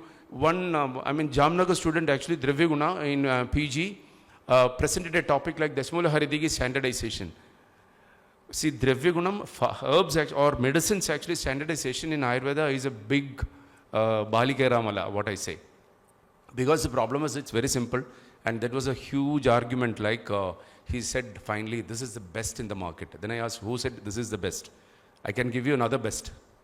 Then he told actually the best shop in Jamnagar, I collected Dashamula, Haridagi, etc. Then I told, dear friend, I'm not talking about that actually. See, we have a reference like actually, Dashamulam. Moolam has to be collected in one season. And Haridagi is a Balam. That phala has to be collected in one season. We have references, whether you have collected it. He don't know, because he told actually I bought from the open market. So then he brought actually that saponification test, ash test. He started talking about it. And he finally said, this is the best. I told them that values actually, if I am preparing, bringing another Deshmula Haridigi, which is having a better values, what is your say? So because he doesn't know whether this root has been collected from in that particular season, and the phalam has been collected in particular season. So where the research goes then? And next is actually Ayurveda people, we should have a thorough knowledge about what we learn. We should have a confidence in what the science we learn, and you should do the research. For example, how many of you know that actually Udiji Disham rootus, Prasastha Beshajam actually, Udiji Dishamashridam, Avagada Moolam, Udiji Dishamashridam, Acharya has mentioned. Udiji Disha is actually south, I think, actually. And any teacher has explained it in the class. Teacher should say like actually that is there, Udiji, because a root will, a plant will have, or a tree will have so many roots in various directions actually. So what is so special about south? And in astrology, or if you study astrology, it says actually that is the seat for, south is the seat for Chandran. And Aushadida, Ishan is actually the Aushadatoda, Ishan, or the goddess Chandran. So the root which is going towards the Chandran is having more potency. So are we collecting those drugs? So you collect those drugs and conduct your research on it. Then it will be productive. Otherwise, what is the fun in blaming the science? So what I'm saying is, we should have a thorough knowledge about our science. Especially being a teacher, I tell all my first year teachers like actually convince, okay, your students like this is basic things we should learn thoroughly. Then only we will be able to, okay, sustain. Okay, with that, thank you. So we have to finish another 2 more questions. So we are only in third question. I'll make it short. Will SOP Ayurveda? No. SOPs may reduce the spirit of Ayurveda scholars, because we are into the comfort zone to say Ayurveda is a personalized medicine, personalized treatment. All we are in the comfort zone. But SOPs are needed. Maybe the excellent Vaidyas or like scholars, they can look into it and create the SOPs. Ayurveda talks about prasannatmendriya manaha. We are not looking only at the physical betterment. The broad spectrum can be created, but that can be the SOPs. That has to be accepted by the large institutions, that can be taken forward. If you are missing that, IITians and other pharmacology people will sit into the place where they can take a decision and they will create a SOP.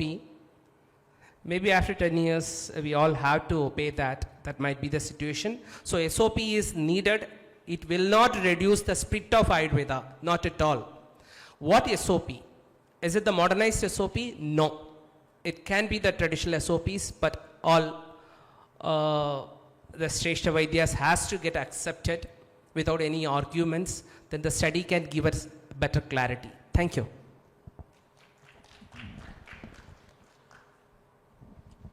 Thank you, sir. So again, I'll keep it short. Whether it is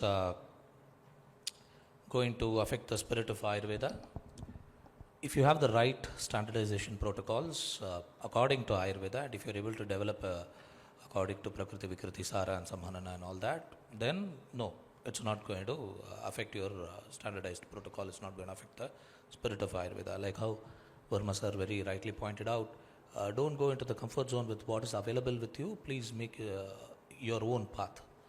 And the standardization might actually spoil the spirit of the person who is doing the research at times. Yes. So don't go into that spiral. So loss of individualized treatment can happen if there is a standardized protocol. Like how I was talking about the same kashaya being prepared in different ways, in different concentrations by different companies, by different Vaidyas. Your individualized treatments will definitely be affected. If you standardize one kashaya, it has to be this way. If you standardize each kashaya, each variety of the kashaya, and in the way it should be, then that is fine. For example, like how I said, if there are 5 different types of trifulas that you can use and all the 5 are standardized separately, then that is okay. You cannot compare the first one with the second one with the third one and all that. Like how during the introduction, Dr. Neetu said the reductionist approach is a problem here. If it is there in the research, like Dr. Sudhir very rightly pointed out, Reserpin is not Sarpagandha, right? That is a reductionist approach. If you say Reserpin is Sarpagandha, it is not only Reserpin, but all the other alkaloids and the flavonoids and all the other things which come together. When it is Samula, the drug acts very, very differently. So don't have a reductionistic approach even you're doing the research protocols. And most of the times by imposing very only modernized rigid protocols, sometimes we end up marginalizing the traditional wisdom also. That is the seasoned practitioners, how do they practice things, and how the same kashaya used by a seasoned practitioner who has been practicing with a Guru Shishya Parampara, that is how if he has learnt it, the same way he is practicing might not be the way a modern Ayurvedic doctor will be practicing. He might know 1,000 things more than what you know today, and if you can take all those things into consideration while you are bringing your protocols of research, then that will definitely help. Thank you. Thank you. Thank you. So to conclude, yeah, standardization is necessary, and definitely it should be within the protocols of Ayurveda, not with the help of course we can use the modern tools, but it should include, it must be inclusive of Ayurvedic parameters also. That is universally accepted. That is true. Yes, because standardization, especially when it comes to therapies, if not for the drugs or the medicines, for therapies it should. Maybe in the concluding remark I will do that. Okay. So the fourth question is, how has the research influenced the practitioners, students and the public so far? How has the research in Ayurveda influenced the practitioners, students and the public so far?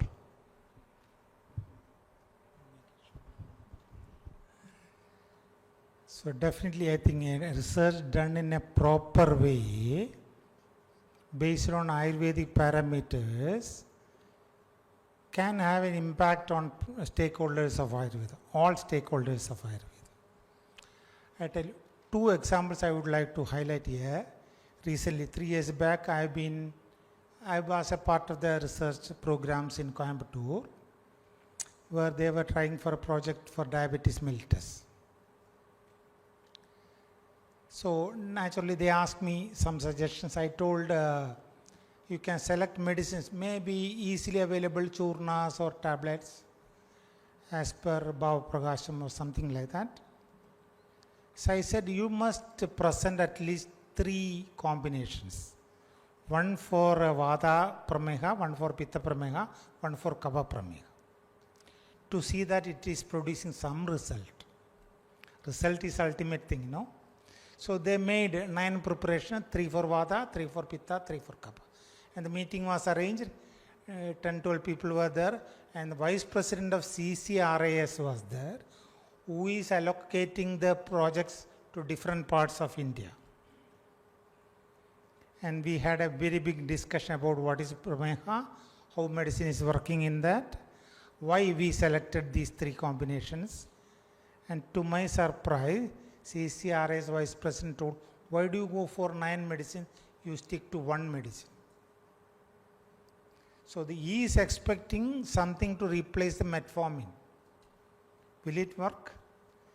This is the impact of the understanding of CCRAs, which is governing the entire research in Ayurveda. Okay, one more thing I would like to highlight. One of my students, when I was a teacher in Coimbatore, got selected into PG, Dravya Guna in Trivandrum. So he used to be a very good student in Ayurveda. So he asked me, can you suggest some theories? I said, okay, you can go for some any medicine you can select, and it's a non-clinical research. And I suggested 4-5. I said that will not be accepted. I know it, because the research also you are going ahead 80% with modern knowledge. There is no question of Ayurvedic knowledge there. So he went with 4-5 suggestions, which was rejected, and finally the HOD suggested another one, that is the effect of Shatapushpa in inflammation, Dravya Guna, and that too in OPD. So he came back and told me that this is what he suggested, so I have to take it, there is no other option. So I said, you make it Ayurvedic, same thing, okay, you carry on. Effect of Shatapushpa in Vata inflammation, Pitta inflammation, Kapha inflammation. Again he went back with the same thing. HOD said, no, that is all risky. OP you can't diagnose Vata domain, Pitta domain, Kapha domain things. He said, you just give it for all inflammations. Then he came back to me, I told, if you are doing a research in this mode, it becomes Ayurvedic. Then you will gradually find out that Pitta dominant inflammation, it is troubling. That will be already told in the book. Shatapushpa is very Ushna in nature. Pitta dominant condition, you cannot use it. This is what you are going to prove, you know. See, generally you are giving all inflammation Shatapushpa lepa. Whoever is getting trouble, they will go to some allopathy, they will not come back. You don't know what is happening. So if you are making it Ayurveda, that knowledge will be there, deeply hidden in Ayurveda. We are not looking into that. That's what I say.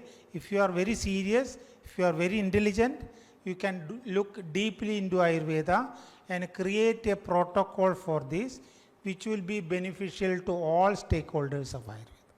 Whether it's a student, whether it is a teacher, whether it is an academy, whether it's a research, anybody will be benefited with this kind of program where there is a touch, basic touch of Ayurveda. Thank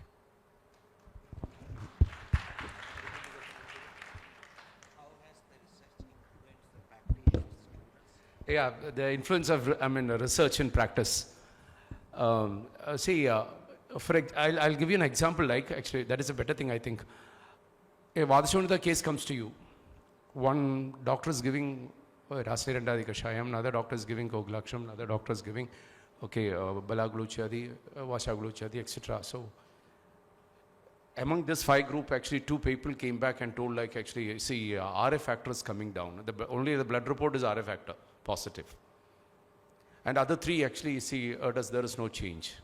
So as far as these 2 people actually, the RF factor has come down, okay, that pratyaksham, kundunditang, that is good. No problem, the patient is convinced, okay. But we have a problem like actually, see, RF factor is what in Ayurveda? That is the first question. What made you to give the same case RF factor in different cases? Okay, one person is giving Rasniranda, the another one is Koglaksham. What all medicines has been mentioned? Are they different? See, what is the meaning in giving that? What makes it? And another patient comes to you with uric acid. Again, the same thing is repeating. So first actually, we should understand what is the concept of Vadashonidam, and nobody is bothered about what is Vadadika Vadaraktam, Pittadika Vadaraktam, Kabadika Vadaraktam, and accordingly the medicine changes. So first we should fix like what kind of Vadaraktam it is and what should be, whether it is an RA or a uric acid or HLA-B27. Then you give the medicine and it is working out well and the values are coming down. That is a great thing. Because you can even convince any people in the world actually, like this is working. But the problem is, we people, we are getting confused actually, we are not doing it. Okay, what is Vadadika Vadaraktam? What is Pittadika Vadaraktam? What is Kabadika Vadaraktam? We are not interpreting. If a heart ailment comes actually, there are Panchavida Hridrogas. We are not analyzing. We will start again Stiramulam Gashayam. Okay, so that is a problem. So, and finding out, you are bringing a report where actually, so now the TMT is better, actually the echo is showing a marginal improvement.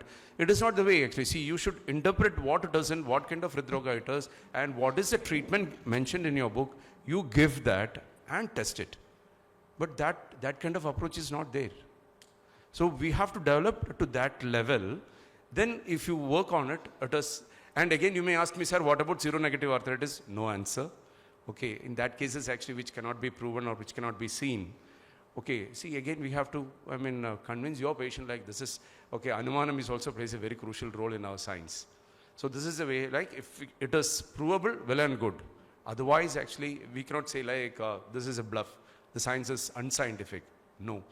Okay, what is the selection? That is very important actually. Okay, thank you.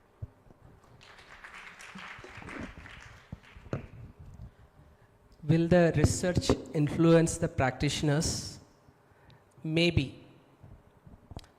For me, the real Ayurveda practitioners as the Mendas, they influence the next generation Ayurveda doctors. For me, I take myself as an example. I'm influenced by my father. When I come to college, Dr. Radhakrishnan, when I completing, I heard Dr. Madhusudanan practice, and I sit with Dr. Vijayapal a few times. That inspires. Today morning talk, Dr. Madhusudanji, he told like he don't recommend much with proprietary medicines. I feel like I miss to sit in his consultations. So, what inspires? The confidence in Ayurveda can inspire at the first level. When we treat, if you're treating in a doubtfulness, even BAMS complete, you start the practice. What gives you the confidence? The research or the practice? Sir rightly told, it has to come with by childhood. Otherwise, you learn from a senior who practice the pure Ayurveda. Then with that knowledge, you look into the research. Your patients are the well documents for you. When you treat what gives the results, you succeed. When it doesn't give the results, please open to dissect and understand where you are wrong. Not always the drug of choice goes wrong. Basic understanding of Ayurveda, when there itself it's wrong, results might not be there. The other part, research can give influence to the society or the non-believers of Ayurveda. The research can help them to influence. The people who already believe in Ayurveda, who complete their graduation in Ayurveda and the patients comes to get treated by them for their more than research, how you see them, how you feel them, how you treat them, that matters. Thank you. Thank you, sir. So the question was how research has influenced practitioners, students, and public. Right? So I'll say how it is influenced. As we have already talked a lot about whether it is right or not, I'll leave it to your choice. For practitioners, yes, research has encouraged them to have an evidence-based practice. It also helps them to validate classical drugs. As I told you, left to you whether it is right or wrong. Okay. It also helps them to validate the therapies they do. It enhances practitioners' confidence, and it especially helps when you do a research to communicate to patients and the public. Yes, it does. For the students, it creates an awareness of, I feel it creates an awareness of interdisciplinary learning. When you start doing research at a student level, definitely you start learning new things, new techniques from other sciences. So yes, there is an interdisciplinary learning. And it also introduces students to combine our knowledge with modern pharmacology, biostatistics, molecular biology, and many of those stuffs. So what it has done to the students is it has opened new career options for them, like drug development, going into research as a research fellow. Previously, this was not there. Maybe about a decade or two ago, you can either practice or you can go into academia. This research has definitely opened up new career options for students. As far as the public goes, if they know, they are divided, like Dr. Verma sir very rightly pointed out. Some people don't need your research. They just need whether if you're a good doctor or not. But there is another side, there is another part of the patients who want validity, and their confidence is definitely boosted if you have a strong research background. And I think research will also is also slowly helping us to gain global acceptance. But is it going in the right direction? Are we doing it in the right way? That is a question that we'll have to ponder upon. Thank you.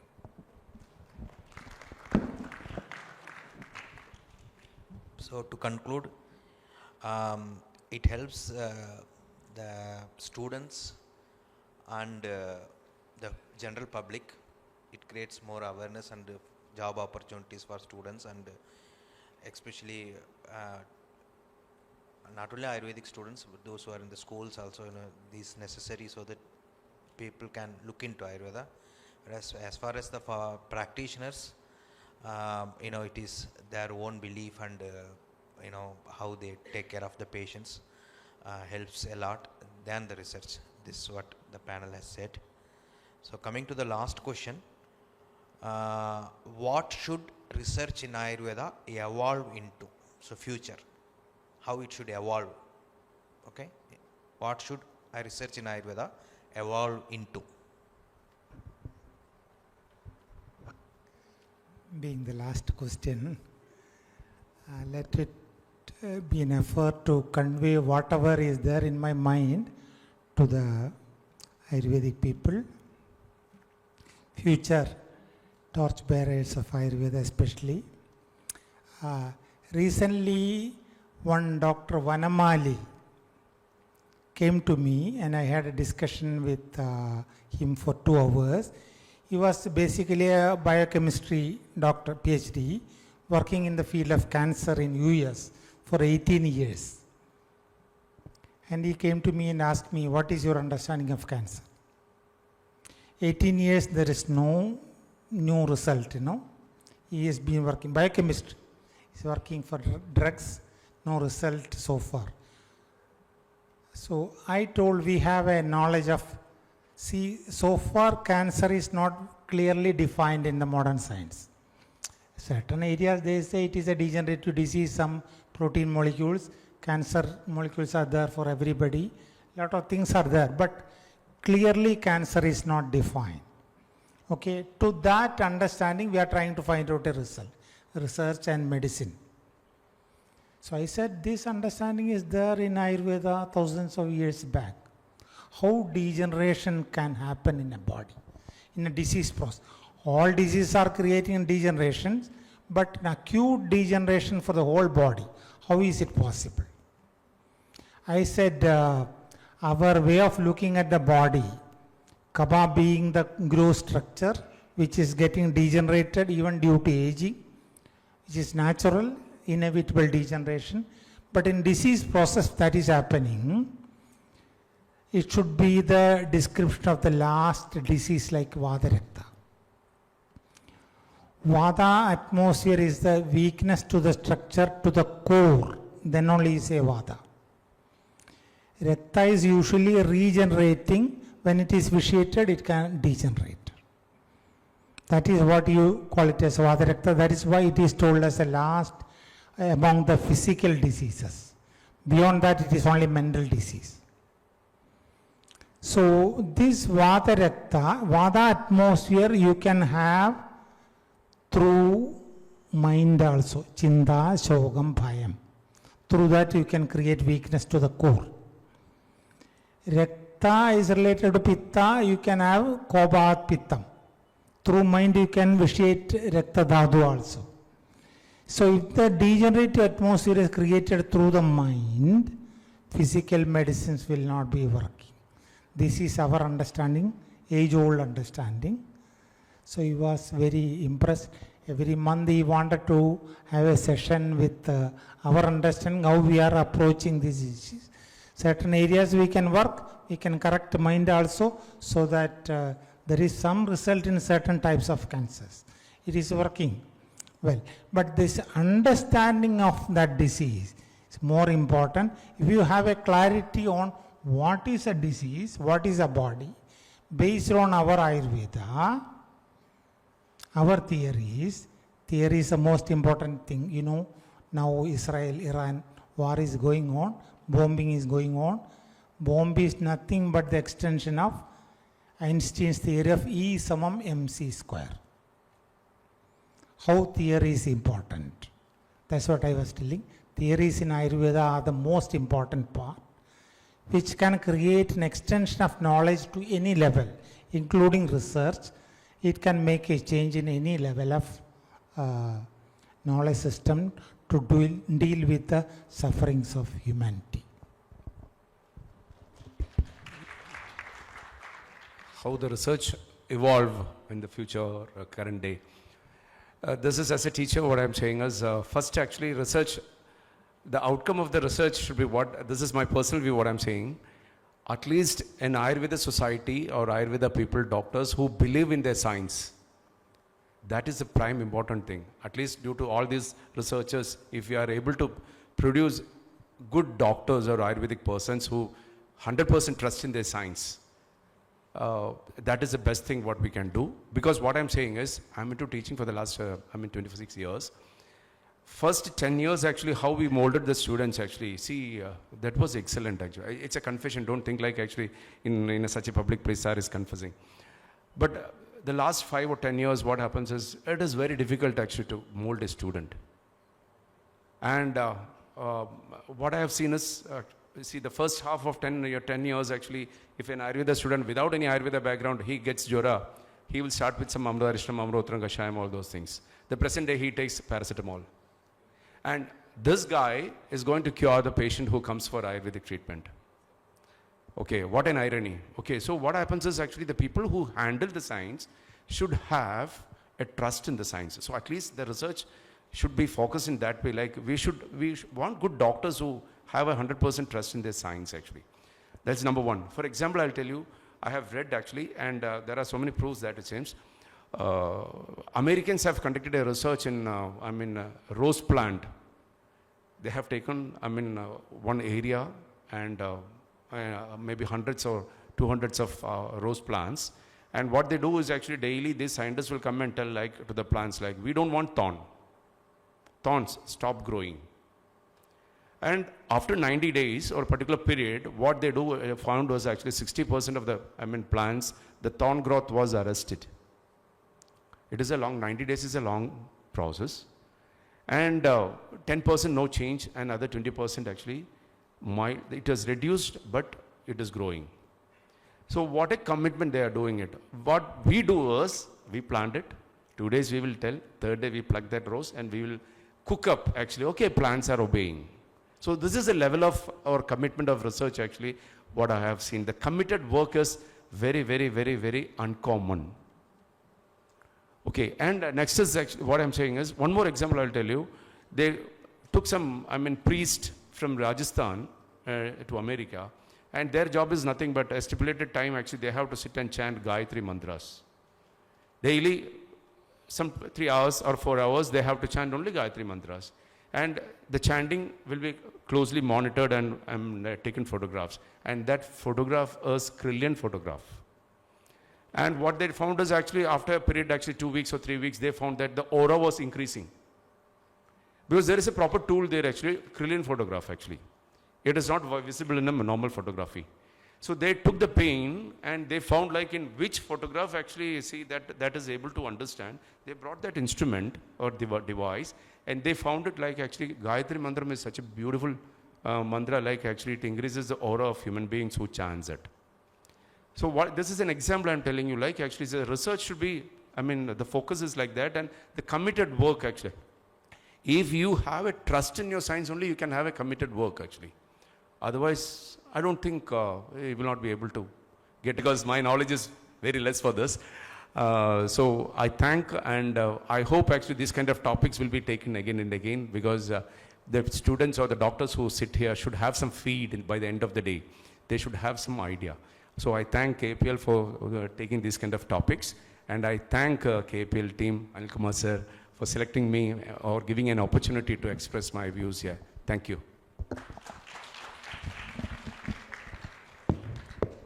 How Ayurveda research should evolve. Without deviating the basic principles of Ayurveda, the research has to be taken forward.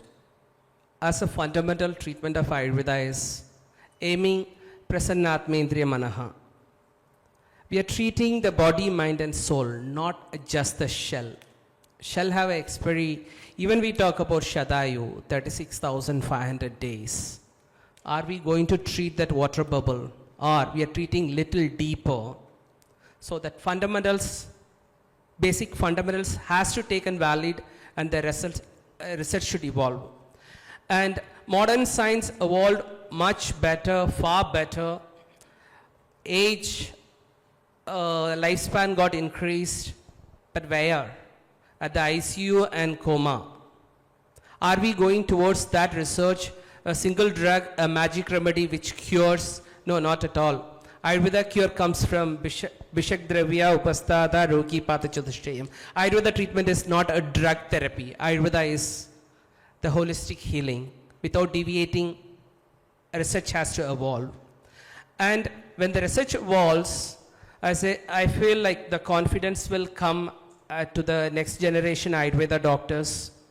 Most of the Ayurveda doctors, we do our practice, we stabilize, we do, in all aspects we progress.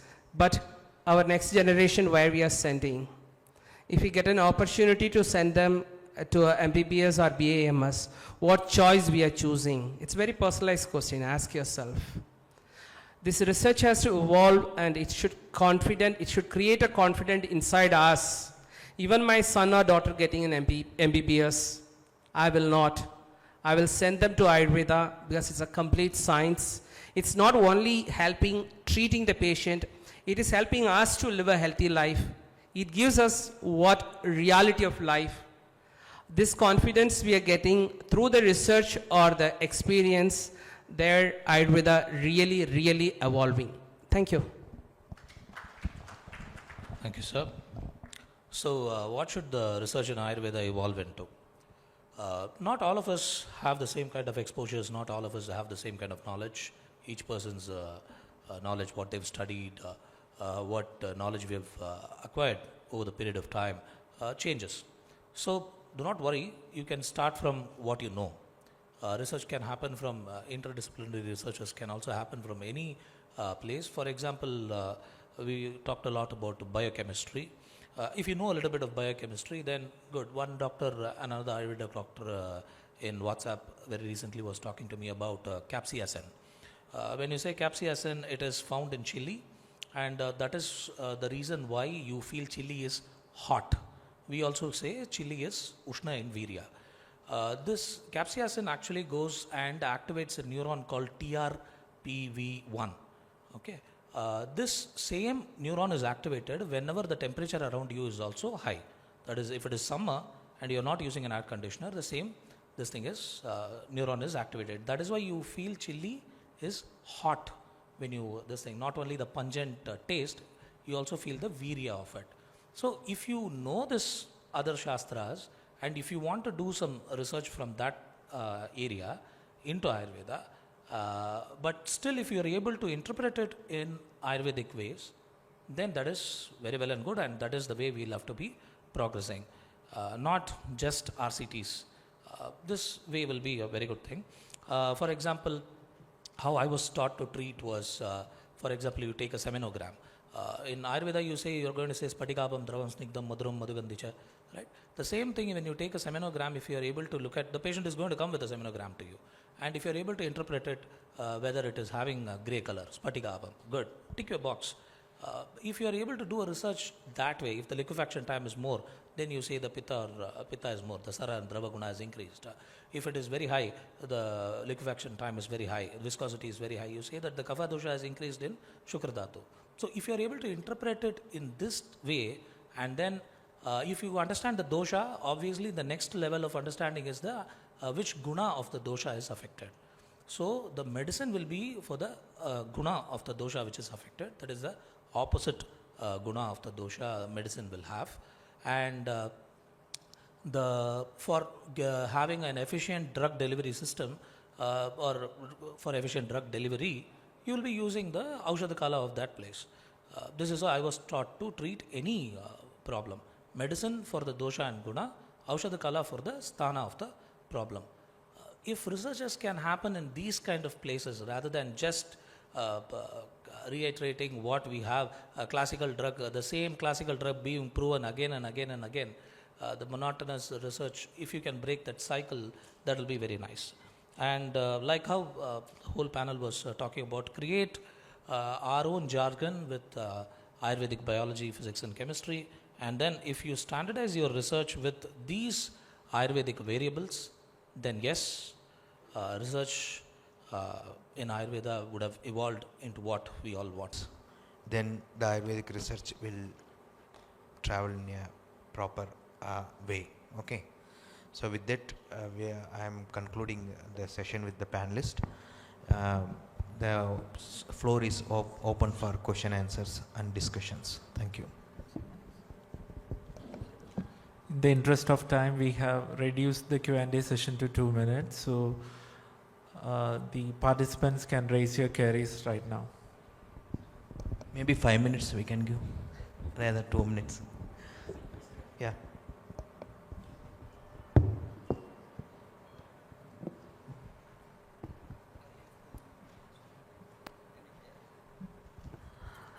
Good afternoon. Myself, Dr. Sukruta. So, being Ayurvedic doctor and a clinical medical writer, I prepare these protocols, clinical reports, and I have done many clinical trials for this Ayurvedic test. My question is about the gap between classical Ayurvedic education and the practical scope of research. See, we study Rasa Shastra in depth, and Rasaushadhis are part of classical and even contemporary clinical practice. Yet, these formulations are often excluded from clinical trials due to safety or some ethical considerations. So, from a research and publication perspective, this limits my, what I see the scientific validation for these core component of Ayurveda. So, what steps are to be taken, or what do you suggest or to be taken for the regulatory and ethical framework to enable safe and standardization research for Rasaushadhis?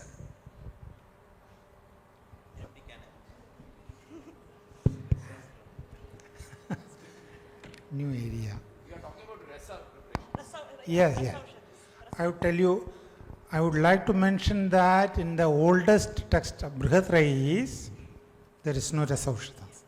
It was late tradition when alchemy was added, 8th, 9th, 10th century and all, where the medicine-based treatment protocol was gradually coming into this Ayurveda. Earlier it was not medicine-based, as I told earlier, medicine, food, activities, Aushadha, Ahara, Viharas. Together how you rejuvenate, you strengthen the system so that the symptoms disappear. It was the understanding. Later the medicine, potentiated medicines were induced, but that also was based on Vata Pitta Kapha understanding. Unfortunately, of late, that Vata Pitta Kapha understanding has disappeared. So we think medicine is just acting. Like Anda Bhairav Rasam for Jwara. You know what kind of Jwara? Only Vata Kapha Jwara. Because it has got the chayilya, mercury sulfide. Like Vetumaran, what we say. Chayilya is there, Pitta Jwara you cannot give it. Typhoid you cannot give it.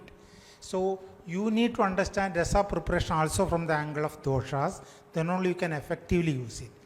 Unfortunately, the Rasashastra and all I think is widely PG's practice as non-clinical thing. Only manufacturing of drugs are taken as a research, not as a clinical thing. Reason is that medicine is not understood theoretically.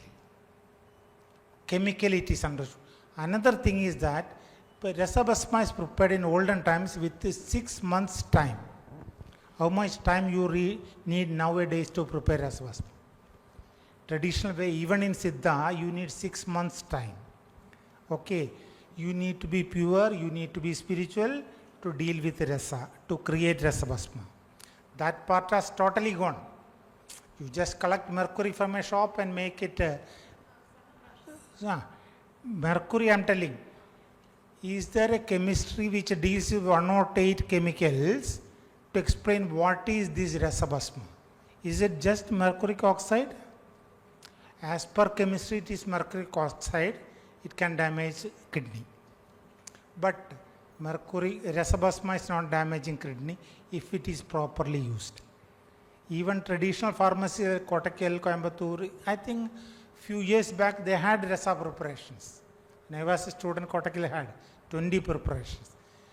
But when you give Rasa preparation, you are supposed to take only milk and rice. Nowadays you get palsy neuron and all. How many people are talking about that? It is very Ushna. It can break the dosha dhatu combination. So you should be very careful with the food. It shouldn't create vidaham in the body. So milk and rice is the only food allowed when you are taking Rasa Bhasma. Nowadays nobody is doing that. So people think like allopathy where medicine is working, Ayurveda also medicine is working. So you try to replace allopathic medicine with Ayurveda, which may be working, may not be working. You can't blame the system. That's why I say the medicine is working theoretically. If theory you are confident, you will use it effectively. Otherwise, bluntly you will be using. You may get result, you may not get. Both conditions you cannot explain to another person also. That is the result. I'm not a Rasa man, even though from my knowledge what I'm saying is Rasashastra is a very fantastic science. But the problem is commercialization actually. See how many days it will take for a process of 101 pudam. And that macro becomes micro. And I think if it is properly processed actually, it will not, get held up in kidneys or filtering actually. But if you do that pudam in 1 day or 2 days actually, definitely it is going to create so much of problem. Because I know a company who prepares Dhanvantari Dailam within 1 day. If you put the order, next day you will get 20 liters of Dhanvantari Dailam. Whether we can call it as Dhanvantari Dailam, that is a question actually. Okay, because since all Ayurveda people are sitting here, I'll loudly tell that. So I'm not using much Rasa preparations, but South Kerala based companies and little bit of Dudh Pabishwar actually. I'm not marketing anything and I'm not talking about any companies also. But if it is good one, actually, I don't think it is going to create a problem. And as sir rightly told, Rasa is having a lot of Patya and Apatyas. That has to be followed. And you just imagine actually, see in Pramehatla, what happens is last, Madhumehattum, Madhumehile, Shilajadu tula madhyat pramehartha punarnava. That is the word Acharya has mentioned. 1 tulam of actually, kanmada has to be given, Shilajadu. So if that Shilajadu is not processed properly, just imagine actually how that person will be. 1 tulam is almost, you can imagine, 100 palas. Okay, so that is mentioned as a rasayana in Prameham actually. So that emphasizes the process of Shilajadu, Shuddhi, has to be done properly. Otherwise, actually, that man itself will not be there. Then what about his Prameham? So that is the thing, and it has to be, used very cautiously. I don't have that knowledge, so I'm not using. Thank you. We are the Rasavaidyas from southern part of Tamil Nadu and Kerala border. We use rasas, but how Sir said in the same way, only milk and rice, white rice is the food. If they are not following it, the treatment will be stopped in the middle. Secondly, yes, not those days, even now Kottakkal is preparing Rasagandhi Melugu and they are using it. They are coming with Brihatvada Chindamani. Same Kottakkal is coming. In our practice, my dad's advice is like, if the patient is following your instruction, then you treat, it do wonders. It's doing wonders, no doubt. Most of the asadhya rogas, we use rasa aushadhis. It is giving results. But your patient should take you somewhere near to the God, what you are conveying, they have to follow strictly, then it gives results. Like palsineuron, it can be replaced like a modern medicine. No, it kills a patient on a long-standing, yes. We see the chronic patients, they use rasa aushadhis from other companies without a diet control and everything. The metal levels on the blood, it goes and it creates adverse effects. More research needed. If like-minded people there, we are open. Thank you. Thank you, sir. So I think your question was how to incorporate these rasa aushadhis in clinical trials, right?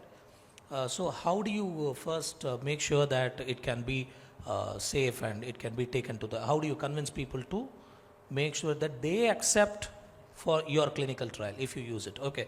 One of the ways that you can do is, for example, if KAPL is having a Rasaraja Ras, and if you want to incorporate Rasaraja Ras in facial palsy, and if you want to, if that is your study at various levels, whatever you want to do it, what you can first do it, collect some evidence about Rasaraja Ras, which doctors are using KAPL's Rasaraja Ras, and how they are using it, with what Anupana, and with what Patya, like how doctor said here.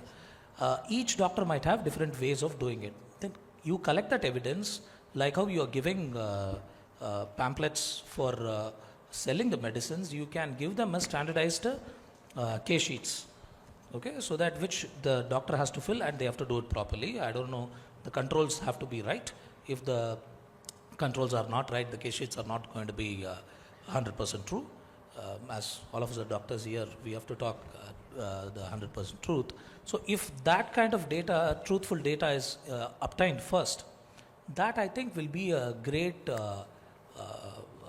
base for you to start a clinical trial by even though anecdotal, you can show that, see, we have 100 patients here, where 27 doctors, 30 doctors have used this on 100 patients. And various doctors from various places in India have used this. It has been very safe.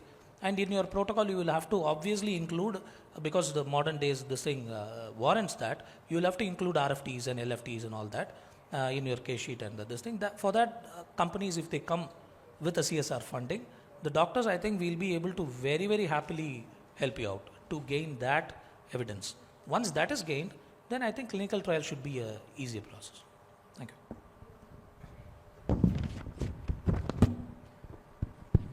Thank you, everyone. If you have any more queries, you can write to us or message in our group.